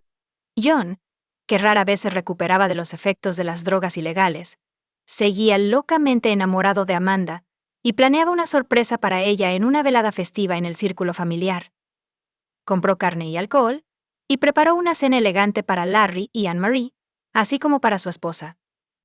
Bajo la prolongada influencia de las drogas, una terrible locura golpeó la familia. Amanda y Larry se acercaron mucho más que padre e hija. Desafortunadamente, John no lo vio venir. Sí, todos ustedes tenían pensamientos correctos. El padre y la hija se consideraban pareja. Como resultado, John se ha vuelto redundante. Durante toda la comida, John habló muy cariñosamente con Amanda. Larry estaba extremadamente nervioso por ello, y la tensión aumentó. Larry finalmente interrumpió el discurso de su yerno, preguntándole si podía ser completamente honesto con su esposa. El hombre aceptó. Larry luego propuso un juego en el que las piernas de John estaban atadas y se le pedía que respondiera honestamente a todas las preguntas sobre su vida anterior. Sí, al principio, las preguntas eran bastante inocentes. Infancia, escuela, universidad, y así sucesivamente. Sin embargo, Larry, bajo la influencia de las drogas, comenzó a acusar a John de ser un agente encubierto del FBI. Cuando John lo negó, comenzaron a golpearlo. terminó cuando John, suplicando por misericordia y escondiéndose detrás de sus hijos, intentó desatarse las piernas, y le rompieron la cabeza con una botella de vino. Sí, era el mismo vino que había comprado para la cena familiar. Larry, Amanda y Anne-Marie torturaron a John durante 2 días mientras simultáneamente usaban sustancias ilegales. Cuando se cansaron, Amanda le puso una bolsa negra sobre la cabeza a su esposo y la apretó alrededor de su cuello, haciendo que dejara de respirar. John fue enterrado en el patio trasero, y la familia loca celebró el compromiso de Larry y Amanda, padre e hija, con una nueva tanda de sustancias psicotrópicas y alcohol. Al tercer día sus mentes se volvieron locas. Comenzaron a ver las sirenas de la policía de John, y el lugar donde lo enterraron parecía estar en la tierra, como si John hubiera logrado escapar y reportar todo a la policía. Suena loco. Pero el padre y las hijas locas decidieron retroceder. Desenterraron el cuerpo de John y examinaron su pulso y las respuestas de sus pupilas a la luz de la linterna. Aunque el cuerpo ya estaba en la etapa de descomposición, no pensaron que eso fuera suficiente. Para evitar que John resurgiera y huyera, usaron un hacha de madera para cortar su cuerpo en pedazos y atravesaron cada uno con una estaca de álamo temblón. Los restos fueron enterrados en varios lugares y cubiertos con cal para acelerar el proceso de descomposición. Larry y Amanda se casaron 3 semanas después. Larry cambió su nombre para que nadie se diera cuenta de que eran parientes. La nueva familia decidió comenzar una nueva vida. Para lograr esto, se mudaron a Kentucky y acordaron dejar de usar sustancias ilegales de una vez por todas. Para evitar sospechas, se escondieron en su casa alquilada. Incluso colgaron una bandera de los Estados Unidos sobre la puerta, como lo hacían sus vecinos. Para este punto, la exesposa de John y sus padres estaban preocupados por su falta de comunicación. En 2019, la madre de John presentó un informe policial sobre su desaparición. Larry no notificó a la policía sobre su mudanza de un estado a otro. Y eso violó los términos de su libertad condicional, así que fue devuelto a la cárcel. La psique de Larry eventualmente falló mientras estaba en prisión. Es difícil esperar algo positivo cuando has estado usando sustancias ilegales durante mucho tiempo, mezclándolas con alcohol, y de repente te encuentras en una situación en la que no puedes conseguirlas. El síndrome de abstinencia funciona. Aumento de la nerviosidad y líneas difusas entre la realidad y la fantasía. Es bastante obvio si te casas con tu propia hija. Larry estaba bastante seguro de que la violación de la libertad condicional era solo una excusa para excavar el patio trasero y descubrir los restos de John. Necesitaba contactar a Amanda o Anne-Marie de inmediato y decirles que hicieran que sus hijas desenterraran las partes del cuerpo y las volvieran a enterrar en algún lugar lejos de casa. Todas las llamadas de los prisioneros siempre son monitoreadas. Como resultado, la información tuvo que ser transmitida discretamente. Larry incluso planeó un discurso y pensó en todo con detalle. Sin embargo, le negaron las llamadas. Finalmente no pudo soportarlo más y llamó al oficial de policía de guardia, diciéndole que tenía algo que confesar. Larry razonó que si confesaba el asesinato antes de ser acusado, podría evitar al menos la pena de muerte, y si culpaba a sus hijas, sería aún mejor. El policía no le creyó a Larry al principio. ¿Qué asesinato? ¿Qué partes del cuerpo fueron enterradas en el patio trasero? ¿Cuál era esta idea loca? ¿Por qué un yonki iba a cavarse su propia tumba? Sin embargo, por ley, la palabra del hombre debe ser verificada. Inicialmente, la verificación prefería organizarse solo formalmente. Sí hubo una declaración, sí se revisó el lugar, no se descubrió nada. Sin embargo, se descubrió que John realmente estaba desaparecido, y se envió un destacamento policial en caso de que la residencia de Larry fuera motivo de preocupación. En el lugar, descubrieron rastros de la cal que Larry había mencionado. Las palabras del criminal fueron entonces confirmadas en su totalidad. Las hermanas McClure fueron arrestadas de inmediato. Amanda y Anne-Marie estaban conmocionadas y no podían creer que su padre, otra persona y su esposo hubieran confesado un asesinato tan brutal. Se quedaron aún más sorprendidas al enterarse de que Larry intentó transformarse en una oveja inocente. Y su testimonio indicó que sus hijas eran responsables de la muerte de John, con él actuando como un cómplice involuntario. Entonces, cada miembro de la familia comenzó a salvar su propia piel y a persuadir a la policía de que solo él estaba involucrado en esta terrible historia. Un accidente. Fue especialmente difícil para la familia de John en esta situación. De hecho, no había un cuerpo, solo restos. Estos restos tuvieron que ser recuperados de los criminales, transportados a sus padres y enterrados en un ataúd cerrado. Se ha afirmado numerosas veces que John era un hombre muy amable. A pesar de estas dificultades, sus padres pudieron enterrarlo. Algunos de sus amigos ayudaron con las finanzas, el transporte y los arreglos funerarios. El 15 de febrero, Sean fue enterrado en una iglesia luterana el 25 de octubre de 2019. El día después del día de San Valentín, alguien de la familia McClure publicó en Facebook en nombre de John, afirmando que se iba de viaje y que no podría comunicarse durante un periodo prolongado de tiempo, pidiendo a sus amigos que no se preocuparan por su larga ausencia.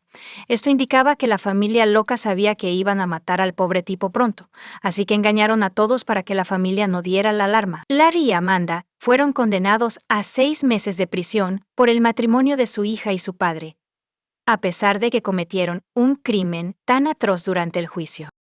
Como resultado, el matrimonio está criminalizado en el estado. Larry tuvo la oportunidad de hablar al comenzar el juicio. Durante la mayor parte de mi vida, he sentido remordimiento por mis propios hijos. Sí, cuando eran muy pequeños, cometí un grave delito que los envió a un orfanato. Su madre biológica los abandonó, y yo fui la única que se sintió triste por mis hijos. Estoy extremadamente agradecida con quienes adoptaron a mis hijos. No me esconderé. Incluso fui a la iglesia y recé por sus padres adoptivos después de salir.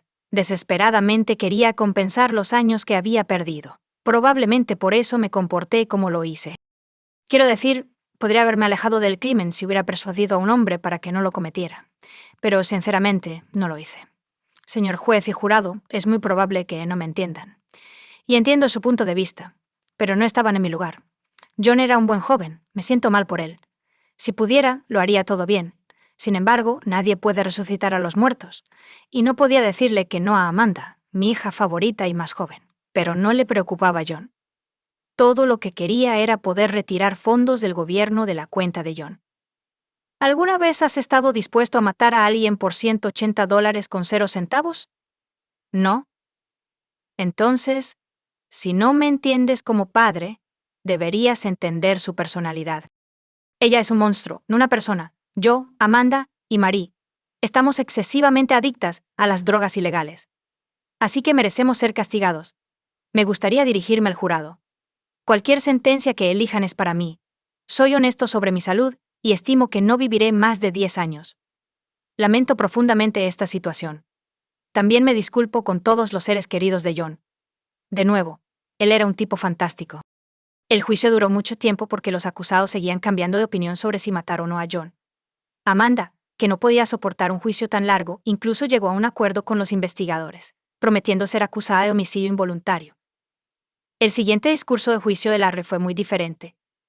Cuando todo comenzó, los 4 compramos los ingredientes para sustancias ilegales y regresamos a mi tráiler, donde empecé a hacerlas. Amanda se acercó a mí y dijo que quería vengarse de John.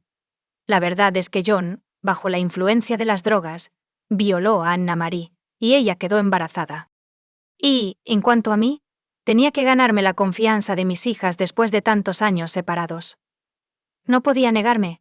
Me culpo por eso. Cada día pienso en ahorcarme, pero ¿por qué debería ser mi culpa si el crimen es de ellos? Después del discurso de Larry, la familia de John tomó la palabra. Su madre sollozó tan fuerte que no pudo hablar. Aunque no pueda perdonar a la familia McClure, nunca olvidaré lo que sucedió. También sé que desearía poder vivir para ver a uno de ellos morir antes que yo. Entonces, los hijos de John se pronunciaron, maldiciendo literalmente a los asesinos y prometiendo nunca perdonarlos. El juez emitió el veredicto final, condenando a Larry McClure a cadena perpetua sin posibilidad de libertad condicional. Cuando se anunció el castigo de Amanda, sus padres adoptivos expresaron su arrepentimiento por haberle dicho a su hija que su padre la quería. Siempre la habían criado con la libertad de tomar sus propias decisiones. Pero no tenían idea de que esta libertad tendría un impacto tan grande en su futuro. Amanda, por su parte, declaró durante el anuncio del veredicto que todo era culpa de su padre, quien no pudo superar su celosía. Los pobres padres de Amanda pidieron al juez que considerara que si no hubiera sido por la influencia negativa de su padre, su hija adoptiva nunca habría cometido un crimen tan atroz. Sin embargo, los fiscales vieron el asesinato como una conspiración para mantener juntos a Amanda y Larry. La primera audiencia estuvo dedicada a Amanda, quien fue condenada a 40 años de prisión, pero el juez señaló que probablemente solo cumpliría 20 años. Cuando se leyó la sentencia a Anne-Marie, ella hizo todo lo posible para demostrar que se oponía al asesinato de John, pero su padre y su hermana la obligaron a terminar. Marie fue testigo en la boda de Larry y Amanda porque tenía miedo por su futura vida, y fue condenada a 40 años de prisión. Comparte tu opinión con nosotros en los comentarios y suscríbete al canal para más.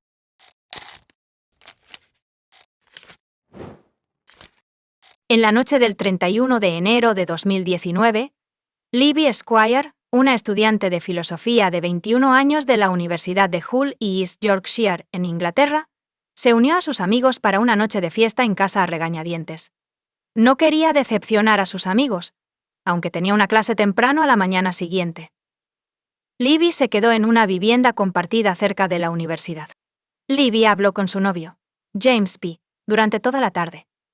El último mensaje de texto que recibió de ella fue a las 10:30 p.m. Al día siguiente, el 1 de febrero, los amigos y familiares de James Libby intentaron pero no lograron comunicarse con ella. Fueron a su casa solo para descubrir que no estaba allí. Las fuerzas del orden entrevistaron a los amigos de Libby y descubrieron que ella no había estado con ellos cuando salieron del club esa noche. Según sus amigos, Libby fue rechazada en el club nocturno Wellion Hall porque la seguridad sospechaba que estaba intoxicada. Para garantizar su seguridad, sus amigos llamaron a un taxi para llevarla de regreso a su casa en Wellesley Avenue. Tras la investigación, la policía realizó una búsqueda en la zona, lo que resultó en el descubrimiento de las llaves de la casa de Libby en el jardín de un vecino. Las autoridades recopilaron imágenes de las cámaras de seguridad de la zona e interrogaron a numerosos testigos. Determinaron que Libby había llegado a casa en taxi, pero cuando salió, caminó por la calle sin entrar a su casa. Basándose en las grabaciones de CCTV y en los testimonios de los testigos, la policía estaba siguiendo una pista específica en la desaparición de Libby y estaban seguros de haber identificado a la persona responsable. A pesar de su conocimiento sobre el individuo involucrado, no tenían idea de dónde estaba Libby. 7 semanas después de su desaparición, Pavel Relovich, de 26 años, descubrió su cuerpo en la desembocadura del Humber, entre Spurn Point y Grimsby, y fue arrestado posteriormente. Fue interrogado unos días después de que Libby fuera reportada como desaparecida, pero fue liberado. Pavel, originario de Polonia, vivía en North Yorkshire, con su esposa y sus 2 hijos pequeños, y trabajaba como carnicero para Caro Foods, en Malt. Le dijo a la policía que vio a Libby llorando en la calle, y le ofreció llevarla a casa. Afirmó haberla dejado cerca de unos campos de juego porque estaba enferma.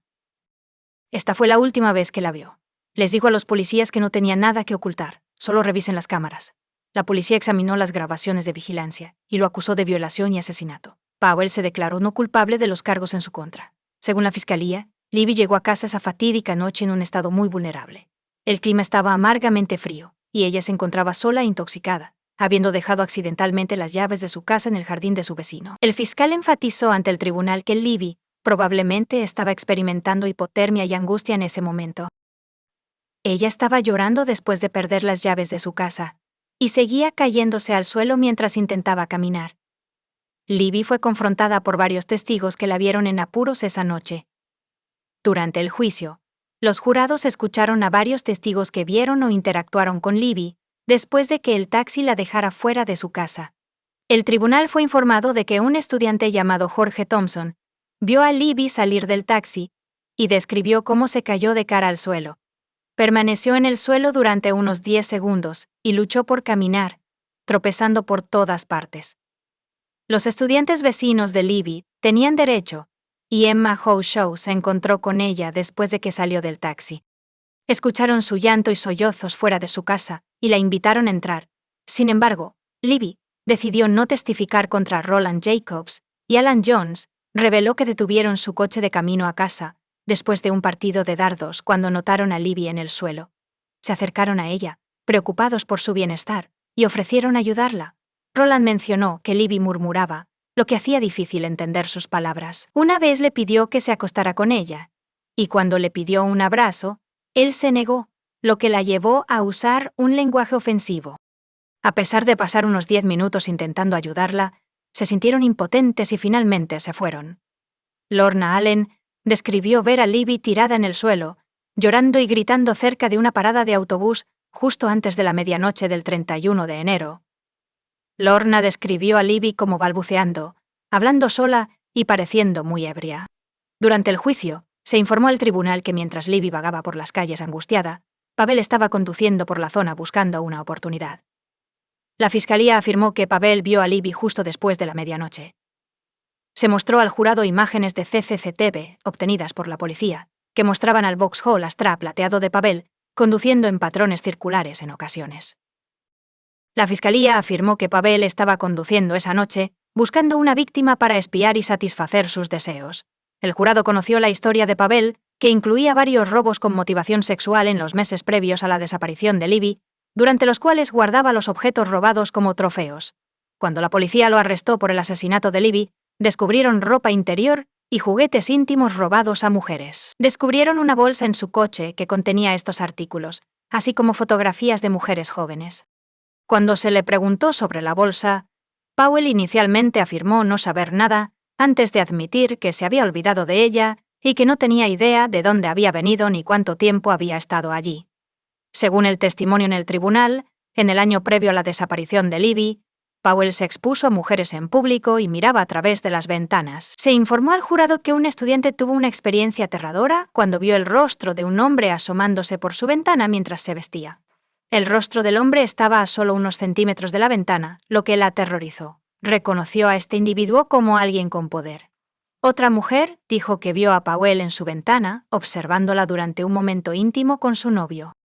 Cuando sus compañeros de casa regresaron más tarde esa noche, descubrieron un anticonceptivo usado colgando en la puerta principal, junto con ropa interior femenina en el buzón. Otra víctima descubrió un anticonceptivo sin envolver y un par de bragas de mujer junto al juguete de su hijo. Durante el juicio, la científica forense Nicola Taylor testificó que el ADN y fluidos corporales de Powell fueron encontrados en la ropa interior de la mujer. Ella le dijo al jurado que este hallazgo implicaba contacto íntimo con la ropa interior, posiblemente indicando que Powell las había advertido. Según las pruebas de la fiscalía, Libby entró en el coche de Powell después de la medianoche y fue llevada a los campos de juego de Oak Road. Aunque las imágenes de las cámaras de seguridad captaron a Libby subiendo al coche, no había más grabaciones disponibles una vez que llegó a los campos de juego. La fiscalía afirmó que Powell agredió sexualmente a Libby antes de matarla o dejarla morir en las frías aguas del río Hall. Creen que el cuerpo de Libby luego se deslizó hacia el mar desde ese lugar, para reforzar su afirmación de que Libby fue agredida sexualmente en los campos de juego. La fiscalía citó a Sam y lo ofreció como testigo. Sam, que vive cerca de los campos de juego, testificó que escuchó los gritos desesperados de una mujer provenientes de la dirección del río. Según los documentos judiciales, más tarde se vio un hombre emergiendo de la oscuridad y huyendo de la escena. La fiscalía afirmó que la mujer que gritaba era Libby y el hombre que huía era Powell. Notablemente, Libby no fue vista en ninguna grabación adicional de CCTV después de los campos de juego. La acusación también afirmó que Powell tenía rasguños visibles en la cara que fueron infligidos por Libby mientras luchaba por su vida. La fiscalía resumió su caso, diciéndole al jurado que las pruebas respaldaban la conclusión de que Libby fue violada por un hombre cuya única motivación para entrar en contacto con ella esa noche era llevarla lejos de la seguridad a un área remota bien conocida por él y someterla a sus incontrolables impulsos sexuales. La fiscalía enfrenta dificultades para determinar la causa exacta de la muerte de Libby. Como se enfatizó durante el juicio, el doctor Matthew Lyle, médico forense, testificó que no se pudo determinar de manera concluyente la causa de la muerte de Libby. Su cuerpo había estado sumergido en agua durante casi 2 meses, lo que hacía imposible determinar si todavía estaba viva o muerta cuando entró al agua debido a la descomposición. Notablemente, se encontró un moretón evidente en el interior de su muslo derecho.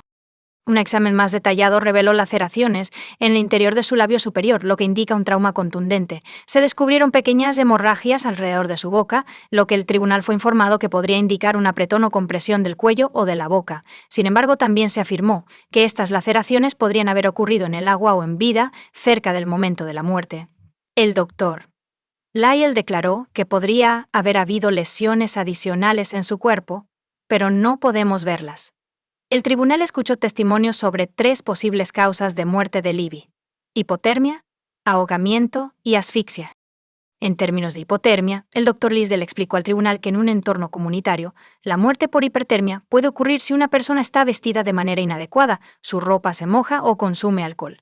Las pruebas de toxicología revelaron que Libby tenía 198 bebidas por cada 100 y podría haber estado enferma de sangre, superando el límite legal de conducción de 80 microgramos. El Dr. Lees no pudo atribuir de manera definitiva la muerte de Libby a la hipotermia, pero no pudo descartarla.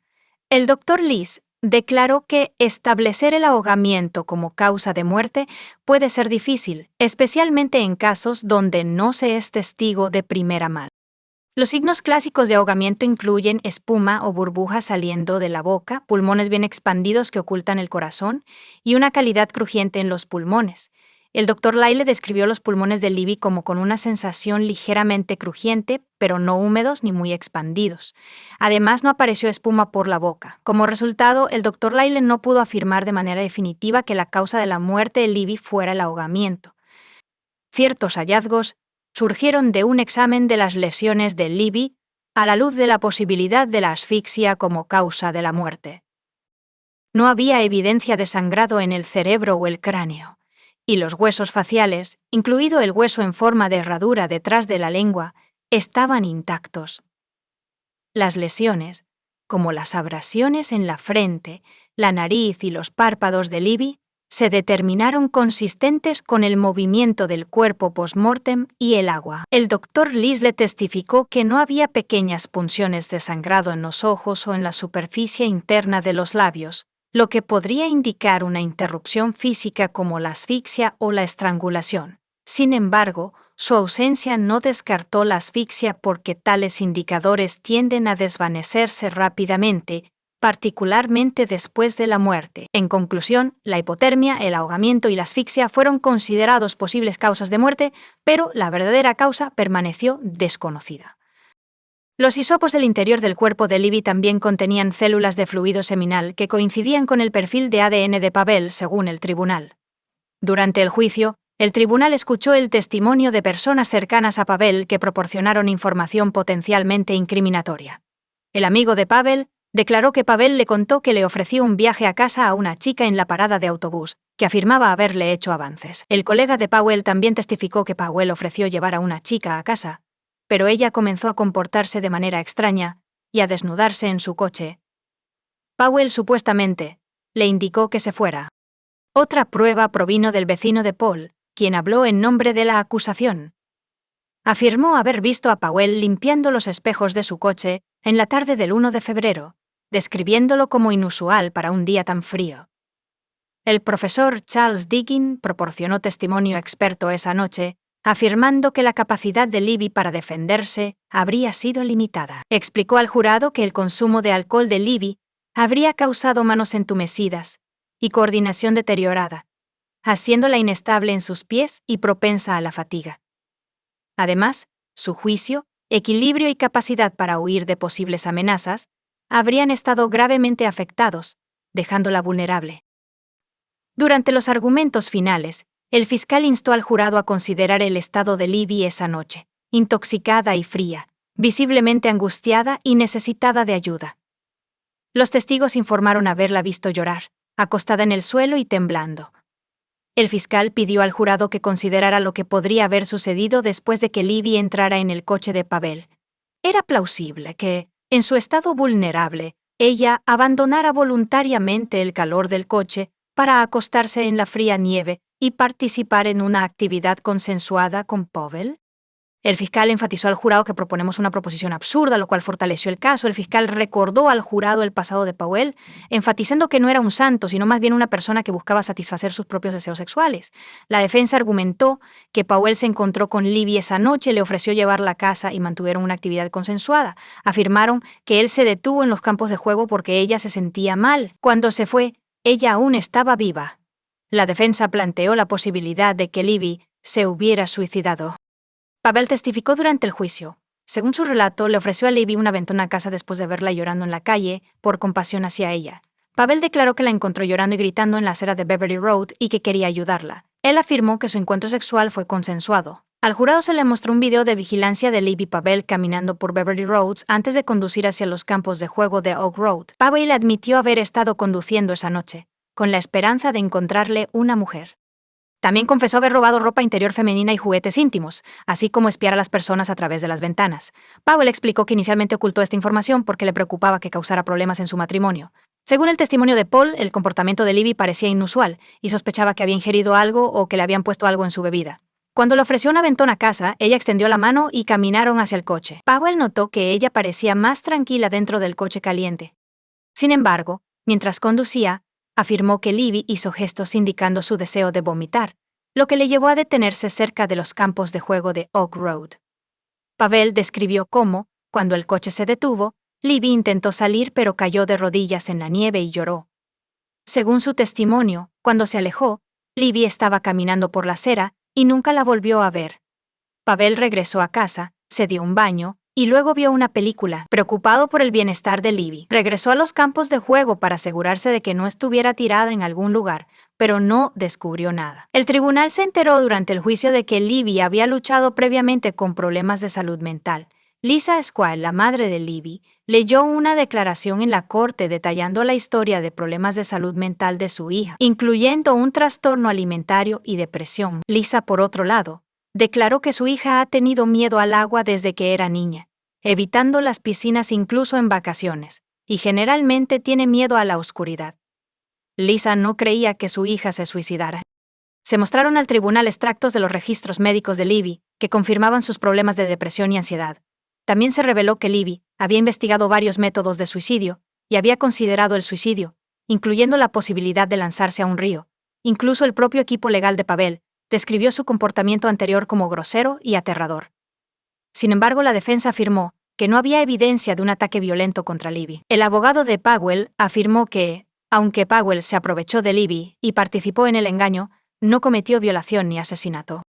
La defensa sugirió que Libby podría haberse suicidado al caer al río. En su declaración final, el abogado instó al jurado a considerar si las mentiras de Pavel podrían tener una explicación inocente, afirmando que incluso aquellos que no son culpables pueden mentir. Reconoció que Pavel no debería haber dejado a Libby sola esa noche dada su condición, pero especuló que Pavel podría haber mentido sobre haberla encontrado para proteger a su familia.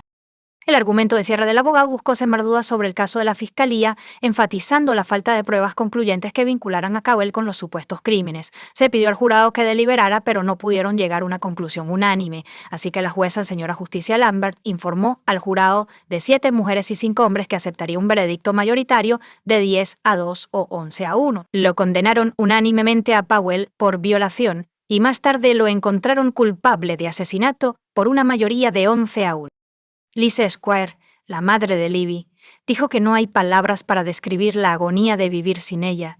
No solo he perdido a mi primer hijo, con quien compartía un vínculo especial, sino que también he perdido la oportunidad de ser abuela de sus hijos. Saber que en la última hora de Libby, ella me necesitaba y yo no estuve allí para ella me atormentará por el resto de mi vida. Por lo que le pasó a Libby esa noche. Ahora existo en 2 mundos. Ley, hay un mundo en el que soy madre, esposa y empleada, pero también hay uno oscuro y solitario. En este mundo, deseé morir para poder estar con mi niña una vez más. Russ, el padre de Libby, también testificó en el tribunal, expresando su dificultad para ver fotos de su hija después de su muerte. Durante la sentencia, el juez se dirigió a Pavel, enfatizando cómo, antes del asesinato de Libby, sus acciones criminales crecieron en audacia y confianza en que no sería detenido. El juez señaló la mirada descarada de Pavel hacia las mujeres, incluso después de que ellas se dieran cuenta. El juez estaba seguro de que la intención de Pavel era ocultar el cuerpo de Libby, con la esperanza de que fuera llevado al mar y nunca descubierto. Pavel recibió una sentencia mínima de 27 años por asesinato y 18 años adicionales por violación. Comparte tu opinión con nosotros en los comentarios y suscríbete al canal para más.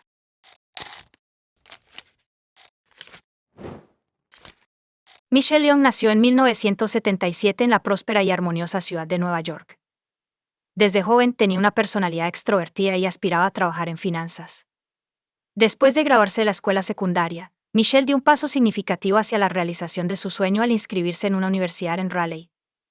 Para 2001, había alcanzado el éxito financiero y conoció a un hombre que tuvo un impacto significativo en su vida personal. Michelle conoció a Jason Young en su cumpleaños número 24, mientras salía a celebrar con amigos. Jason, que se graduó de la misma universidad, tenía un historial académico e intereses similares a los de Michelle. Esta conexión llevó a una relación romántica, que culminó en su matrimonio. El viernes 3 de noviembre de 2006, Jason Young pidió a su cuñada Meredith Fisher que visitara su casa y recogiera algunas impresiones de eBay. El objetivo era evitar que su esposa de 29 años, Michelle Young, los descubriera. Jason informó a Meredith que había impreso materiales sobre bolsos de Coach y planeaba comprar uno para Michelle como regalo de aniversario. Sin embargo, se olvidó de guardarlos y estaba preocupado de que Michelle los encontrara. En ese momento, Jason estaba de viaje de negocios. Meredith aceptó recoger las impresiones, que le dijeron estaban en la oficina de casa, en el piso de arriba. Jason, Michelle y su hija de 2 años, Cassidy, viven juntas en Birchleaf Drive, en Raleigh, Carolina del Norte, donde Michelle está embarazada de 5 meses de su segundo hijo, un niño. Meredith llegó a la casa alrededor de la 1 p.m. y pasó por la puerta del garaje rota antes de entrar por la puerta de la cocina sin llave. Cuando entró en la casa, notó lo fría que estaba. El coche de Michelle estaba en el garaje, y Meredith descubrió el bolso y las llaves de Michelle en la encimera de la cocina. Preocupada, llamó el nombre de Michelle pero no obtuvo respuesta. A pesar de escuchar a Mr. G., el perro de Michelle, gemir, Meredith no pudo encontrarlo, y no estaba segura de su ubicación.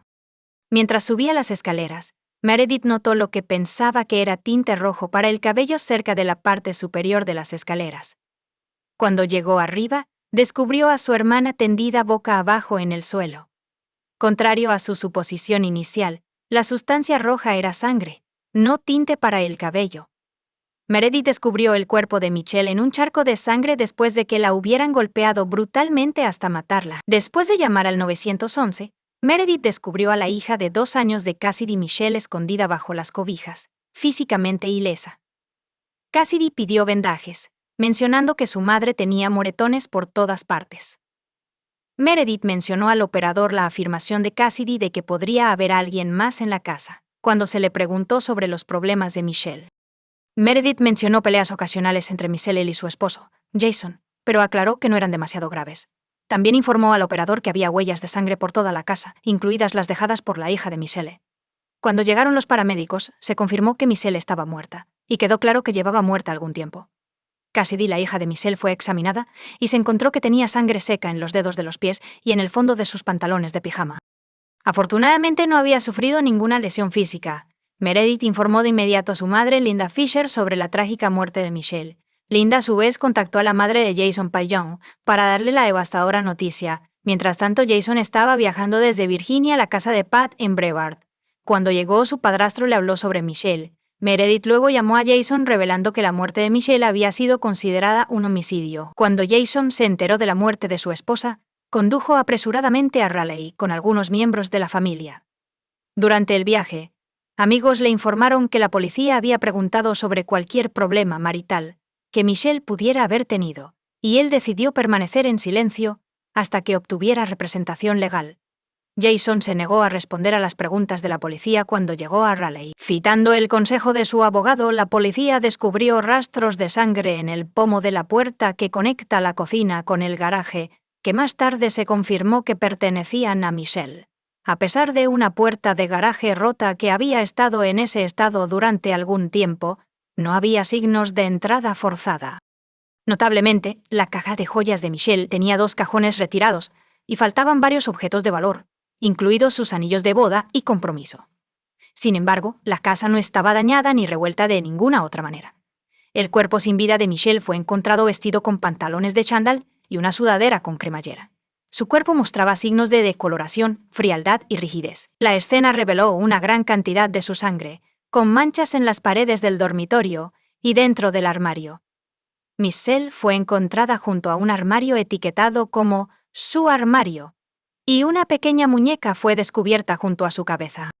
La policía quería interrogar a Jason sobre su paradero la noche del 2 de noviembre y la madrugada del 3 de noviembre. A pesar de la reticencia y negativa de Jason a cooperar, los investigadores descubrieron que el 2 de noviembre, él dejó el mitin y se dirigió a Virginia para una llamada de ventas programada para las 10 a.m. del 3 de noviembre. En Clint Bot, Michelle planeaba pasar la noche del 2 de noviembre con su amiga Shelley. Shelley dijo que llegó a la casa de Michelle alrededor de las 6:30 p.m. y encontró a Jason todavía allí cuando él ofreció unirse a ellas para cenar. Jason rechazó, mencionando que planeaba comer en Cracker Barrel de camino a Galax, Virginia. Jason había reservado una habitación en Galax para la noche, con la intención de conducir a Clint Woods a la mañana siguiente para la llamada de ventas. Shelley le dijo a la policía que después de que Jason se fue, Michelle bañó a Cassidy y la acostó, después de lo cual vieron Grey's Anatomy, Durante su tiempo juntas, Michelle le contó a Shelley sobre los recientes desacuerdos con Jason, particularmente sobre los planes para las vacaciones. Michelle quería que su madre Linda se quedara con ellos desde el Día de Acción de Gracias hasta Navidad, lo cual no emocionaba a Jason. Según las investigaciones, Jason llamó a Michelle 7 veces esa noche. Shelley, la amiga de Michelle, le contó a la policía sobre su inquietante sensación de ser observada esa noche, lo que la llevó a pedirle a Michelle que la acompañara a su coche cuando salió alrededor de las 10 p.m. y las 10:30 p.m., el 3 de noviembre. Entre las 3:30 y las 4 de la mañana, un residente repartía periódicos en la zona. Informaron haber visto una SUV de color claro estacionada en el jardín de Michelle o en la calle frente a su casa.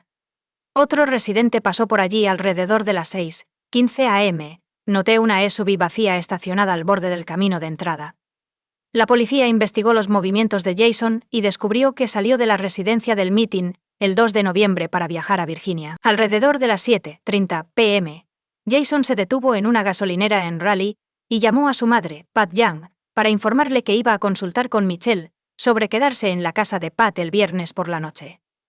Pat vivía en Brevard cuando Jason regresó de su viaje de negocios, y Jason planeaba recoger algunos muebles que ella le había ofrecido después de llamar a su madre. Jason continuó su viaje a Virginia, deteniéndose para comer en un restaurante Cracker Barrel en Greensboro a las 9:25 p.m. Más tarde se registró en un Hampton Inn a las 10:54 p.m. y entró en su habitación con una tarjeta de acceso a las 10:56 p.m. Aunque utilizó el Checkout Express a la mañana siguiente, su hora exacta de salida del hotel seguía siendo desconocida. Jason llamó a su madre a las 7:40 a.m.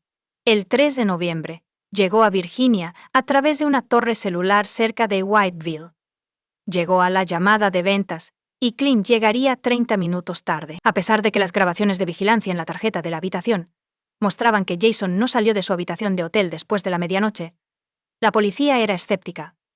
Un examen más detallado de las grabaciones les llevó a sospechar de manipulación, creyendo que Jason pudo haber regresado a Raleigh después de la medianoche para cometer el crimen contra Michelle antes de regresar a Virginia. Los investigadores descubrieron búsquedas en Internet en la computadora de Jans sobre la anatomía de un knockout, apagón por trauma craneal, knockout por golpe en la cabeza y trauma craneal, aunque se desconocía el momento exacto de las búsquedas. 2 años después de que se descubriera el cuerpo de Michelle, Jason fue acusado de asesinato en primer grado y se declaró no culpable. La fiscalía basó su caso en la afirmación de que Jason y Michelle tenían dificultades maritales y financieras, con Jason supuestamente queriendo terminar el matrimonio. Durante el juicio se revelaron varios romances, así como pruebas de relaciones tensas. La fiscalía afirma que después de registrarse en el Hampton Inn en Hillsville, Virginia, Jason salió del hotel durante el regreso nocturno al meeting y cometió el asesinato. Afirmaron que él hackeó la cámara de vigilancia del hotel y se detuvo a poner gasolina en una estación entre Hillsville y Raleigh. La fiscalía presentó al jurado la teoría de que Michelle fue estrangulada y golpeada hasta morir, dejando a su hija de 2 años, Cassidy, sola en la casa con el cuerpo sin vida de su madre durante un periodo prolongado de tiempo. Las pequeñas huellas ensangrentadas de Cassidy fueron encontradas esparcidas por toda la casa. Durante el juicio, se mostró al jurado las grabaciones de vigilancia del Hampton Inn, comenzando a las 10:49 p.m. del 2 de noviembre. Sin embargo, la grabación se volvió negra a las 11:20 p.m., lo que llevó a la fiscalía a creer que Jason había manipulado la cámara. Afirmaron que lo hizo para mantener abierta la puerta de seguridad, permitiéndole salir sin usar su tarjeta de acceso.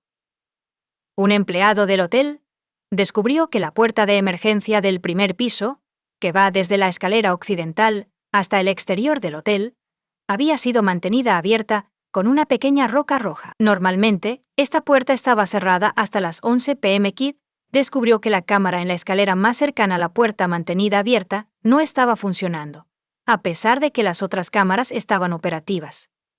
La última imagen de la cámara fue capturada a las 11:20 p.m. del 2 de noviembre. Aunque los miembros del personal volvieron a enchufar la cámara a las 5:44 a.m. del 3 de noviembre, alguien la redirigió al techo entre las 6:34 a.m. y las 35. La fiscalía afirmó que esta secuencia de eventos indicaba que Jason desenchufó la cámara y dejó la puerta entreabierta dándose así un coartada mientras regresaba a casa para cometer el crimen contra su esposa. La fiscalía afirmó que Jason se detuvo en una gasolinera en Carolina del Norte alrededor de las 5 a.m. En su camino de regreso a Virginia. La asistente de la gasolinera testificó en la corte, afirmando que creía que la persona que visitó la estación esa mañana era Jason. Recordaba vívidamente el encuentro, explicando: "No olvido nada así cuando alguien me está gritando y quejándose". Según el testimonio de Gracie, un hombre en un SUV blanco se estacionó en la bomba más lejana e intentó repetidamente poner gasolina. Frustrado, entró en la tienda y abusó verbalmente de Gracie porque la bomba no estaba funcionando. Le informó que a esa hora temprana, los clientes debían proporcionar dinero o identificación antes de usar las bombas de gasolina. Para resolver la situación, el hombre le dio $20.00, echó gasolina por valor de $15.00 en su coche y luego se fue sin regresar a la tienda por el cambio. El testimonio de Grace se utilizó como evidencia para respaldar la afirmación de la acusación. Durante el juicio se revelaron detalles sobre el matrimonio de Jason y Michelle. Algunos conocidos creían que el embarazo de Michelle con su primer hijo era la razón principal de su unión. Meredith Fisher, la cuñada de Michelle, testificó que le aconsejó dejar a Jason, pero Michelle no siguió adelante con el divorcio. 3 semanas antes de la muerte de Michelle, Jason supuestamente le dijo a un amigo que había terminado. El tribunal también se enteró de que la pareja tenía frecuentes desacuerdos sobre la madre de Michelle, Linda. Linda frecuentemente hacía visitas prolongadas a su hija y expresaba el deseo de mudarse a Carolina del Norte para pasar más tiempo con Michelle y su nieta. Linda incluso ofreció remodelar su casa para acomodar su presencia. Mientras Michelle estaba satisfecha con el arreglo, Jason no lo estaba. Linda, la madre de Michelle, testificó en la corte sobre el momento en que se enteró de que su hija había muerto. Linda afirma que su otra hija, Meredith, llamó y afirmó inequívocamente que la mamá Michelle había muerto. Linda inicialmente preguntó si Michelle simplemente se había desmayado, pero Meredith confirmó que había muerto. Linda describió haber intentado contactar a Jason, pero sus llamadas no fueron respondidas y él nunca las devolvió. El testimonio de Linda reveló una relación volátil entre Jason y Michelle, con Linda presenciando numerosas peleas y a Jason supuestamente menospreciando a Michelle. Linda le dijo al tribunal que le aconsejó a Michelle que dejara a Jason, pero Michelle estaba decidida a salvar su matrimonio. Según Linda, Michelle le dijo que Jason no hacía el amor con ella y tenía un enfoque pervertido hacia la intimidad. Linda también testificó que Jason tenía amigas que se quedaban en su casa. Cuando Michelle estaba fuera por negocios, ella expresó su tristeza. Linda le dijo al jurado que tenía mucho que ofrecer. Hay mucho sobre Michelle además del hecho de que vivía en Carolina del Norte. Sigue siendo animadora. Quiero decir, ella tenía ese ánimo, esa energía, esa vivacidad. Sabes, amaba la vida. Y él se la robó. Él simplemente se la quitó. Después del funeral de Michelle, Jason se mudó con sus padres y su hija Cassidy. Linda contrató a un abogado para que la ayudara a organizar visitas con Cassidy. Tras los procedimientos legales, Meredith obtuvo la custodia total. Linda creía que Jason no quería que se hicieran más preguntas. Durante el juicio, una de las amigas de Jason, Carol y Sorby, testificó que lo conocía desde que eran adolescentes. Ella fue a verlo en el otoño de 2006, justo 10 días antes de que Michelle muriera, y confesó haber tenido relaciones sexuales con Jason en el sofá de la sala una noche mientras Michelle estaba fuera de la ciudad. Carol también afirmó que Jason tomó su anillo de bodas, fingió tragárselo y luego se lo devolvió al día siguiente. Michelle Money, otra amiga y hermana de la hermandad universitaria de Michelle y Young, también testificó en la corte. Michelle Money creía que su esposo le era infiel y reveló que conoció a Jason en su boda.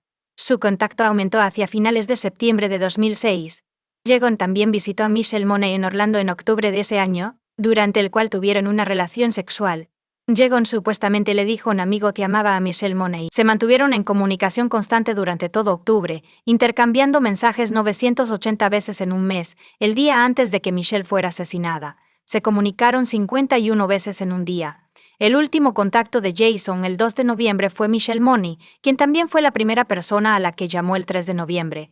Michelle Money testificó que solíamos tener conversaciones regulares sobre trabajo, vida y niños. El tribunal también escuchó sobre las graves lesiones de Michelle.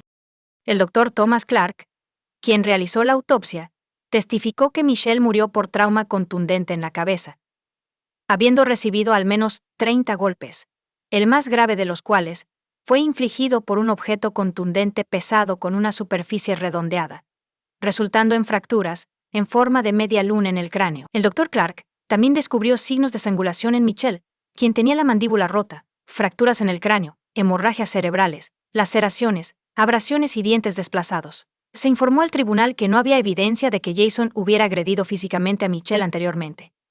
Sin embargo, la fiscalía le dijo al jurado que, aunque esto fuera cierto, no descartaba la posibilidad de que él la hubiera agredido esa noche en particular. Su argumento se basaba en la creencia de que Jason era capaz de violencia física, y llamaron a su ex prometida, Genevieve Carr, como testigo. Genevieve testificó que había sido víctima de violencia doméstica a manos de Jason. Un incidente notable que describió ocurrió en una boda en Texas, cuando Jason, que estaba intoxicado, le quitó a la fuerza su anillo de compromiso durante una discusión sobre su nivel de intoxicación. Genevieve dijo que el anillo era demasiado pequeño y apretado en su dedo. Cuando no pudo quitarlo, Jason, agitado, lo arrancó con fuerza. Ella relató al tribunal: nunca lo había visto así antes. Sus ojos estaban completamente vacíos y vidriosos, como si no me notara. Genevieve afirmó que el incidente mencionado anteriormente no fue un acontecimiento aislado. Describió otro incidente en el que Jason, enfurecido, golpeó el parabrisas de su coche con el puño desnudo, causando daños. Además, golpeó una pared en su apartamento, causando daños adicionales a la propiedad. Después de varios años sin contacto, Genevieve recibió un correo electrónico de Jason el 12 de septiembre de 2006, expresando sus sentimientos por ella. La defensa argumentó que la fiscalía carecía de pruebas creíbles contra su cliente. Afirmaron que el ADN y las huellas dactilares de Jason se encontraron naturalmente en el dormitorio, pero ninguno de ellos estaba manchado de sangre. Además, no se encontró sangre en su coche, ropa, ni en la habitación del hotel de Virginia donde se alojó. Durante la investigación policial se descubrió que Jason no tenía cortes, moretones u otras lesiones en sus manos o cuerpo, con la excepción de un dedo del pie magullado y roto. Cuando se le dio la oportunidad de testificar, Jason admitió que no era un esposo perfecto, pero dijo que estaba trabajando activamente para mejorar su matrimonio. Negó vehementemente estar involucrado en el asesinato de Michelle. El tribunal se enteró de los problemas existentes en el matrimonio de Jason y Michelle. Pero también aprendimos que Jason amaba genuinamente a su esposa y estaba decidido a hacer que los chips de relevo superaran la emoción que rodeaba el inminente nacimiento de su bebé. Los correos electrónicos intercambiados el 24 de octubre de 2006 demostraron la disposición de Jason para asistir a las sesiones de consejería. Jason no creía que sus discusiones fueran más frecuentes que las de otras parejas. La defensa argumentó que Jason no habría tenido suficiente tiempo para regresar a Raleigh, cometer el asesinato y regresar a Virginia. Dado que el hotel estaba a unas 160 millas de su casa, Jason había comenzado recientemente un nuevo trabajo vendiendo software de registros electrónicos de salud, y estaba en Virginia porque su empleador había programado una llamada de ventas temprano en la mañana para cliente el 3 de noviembre. Para evitar conducir desde Raleigh el día de la llamada, Jason decidió quedarse a pasar la noche. Nervioso por la próxima reunión, pasó la tarde revisando el software de demostración que planeaba usar durante la presentación. En el tribunal, Jason afirmó que salió de su habitación de hotel para sacar el cargador de su computadora portátil del coche, pero se dio cuenta de que había dejado la tarjeta de la habitación dentro. Sostuvo la puerta de salida abierta. Regresó a su habitación y luego salió a fumar un cigarro. También pasó por la recepción para conseguir una copia de USA Today. Sostuvo la puerta de salida abierta una vez más para un descanso de cigarro. Cuando se les preguntó sobre el retraso de 30 minutos para una llamada de ventas, Clint y Jason afirmaron que se había perdido. En cuanto a las búsquedas en Internet descubiertas en su computadora, Jason explicó que se realizaron en un momento diferente y estaban relacionadas con un accidente que presenció. A pesar de la deliberación del jurado, no pudieron llegar a una decisión unánime, resultando en un jurado dividido con un voto de 8-4 a favor de la absolución. Jason enfrentó un segundo juicio en el que no testificó, pero se mostró un video de su testimonio del juicio anterior. El segundo jurado deliberó durante 6 horas antes de condenarlo por asesinato en primer grado. Jason fue condenado a cadena perpetua sin posibilidad de libertad condicional. Jason apeló su condena. Durante la audiencia de apelación, su nuevo equipo legal argumentó que su abogado de juicio debería haber objetado con más fuerza cuando el juez permitió que los jurados escucharan sobre la falta de respuesta de Jason a una demanda civil por muerte por negligencia en la que se le encontró responsable del asesinato de su esposa. Entre los dos juicios penales, la familia Michel presentó una demanda civil contra Jason, en la cual se determinó que él era responsable de la muerte de Michelle. El abogado de Jason argumentó que el jurado no debería haber sido informado de esta información. También afirmaron que el mismo juez, el juez del Tribunal Superior, Donald Stevens, presidió tanto el caso civil como el segundo juicio penal, posiblemente sesgando al jurado en contra de Jason. El Tribunal de Apelaciones estuvo de acuerdo con los argumentos de Jason. Un panel unánime de la Corte de Apelaciones revocó su condena y ordenó un nuevo juicio, que habría sido el tercero. Sin embargo, antes de que pudiera comenzar el tercer juicio, un panel de la Corte de Apelaciones Estatal revocó la decisión de la Corte de Apelaciones. Como resultado, Jason no enfrentó un tercer juicio, y su condena por asesinato en primer grado fue confirmada en la demanda civil por muerte injusta. La familia de Michelle recibió $15.500.000 con 0 centavos en daños. Comparte tu opinión con nosotros en los comentarios y suscríbete al canal para más.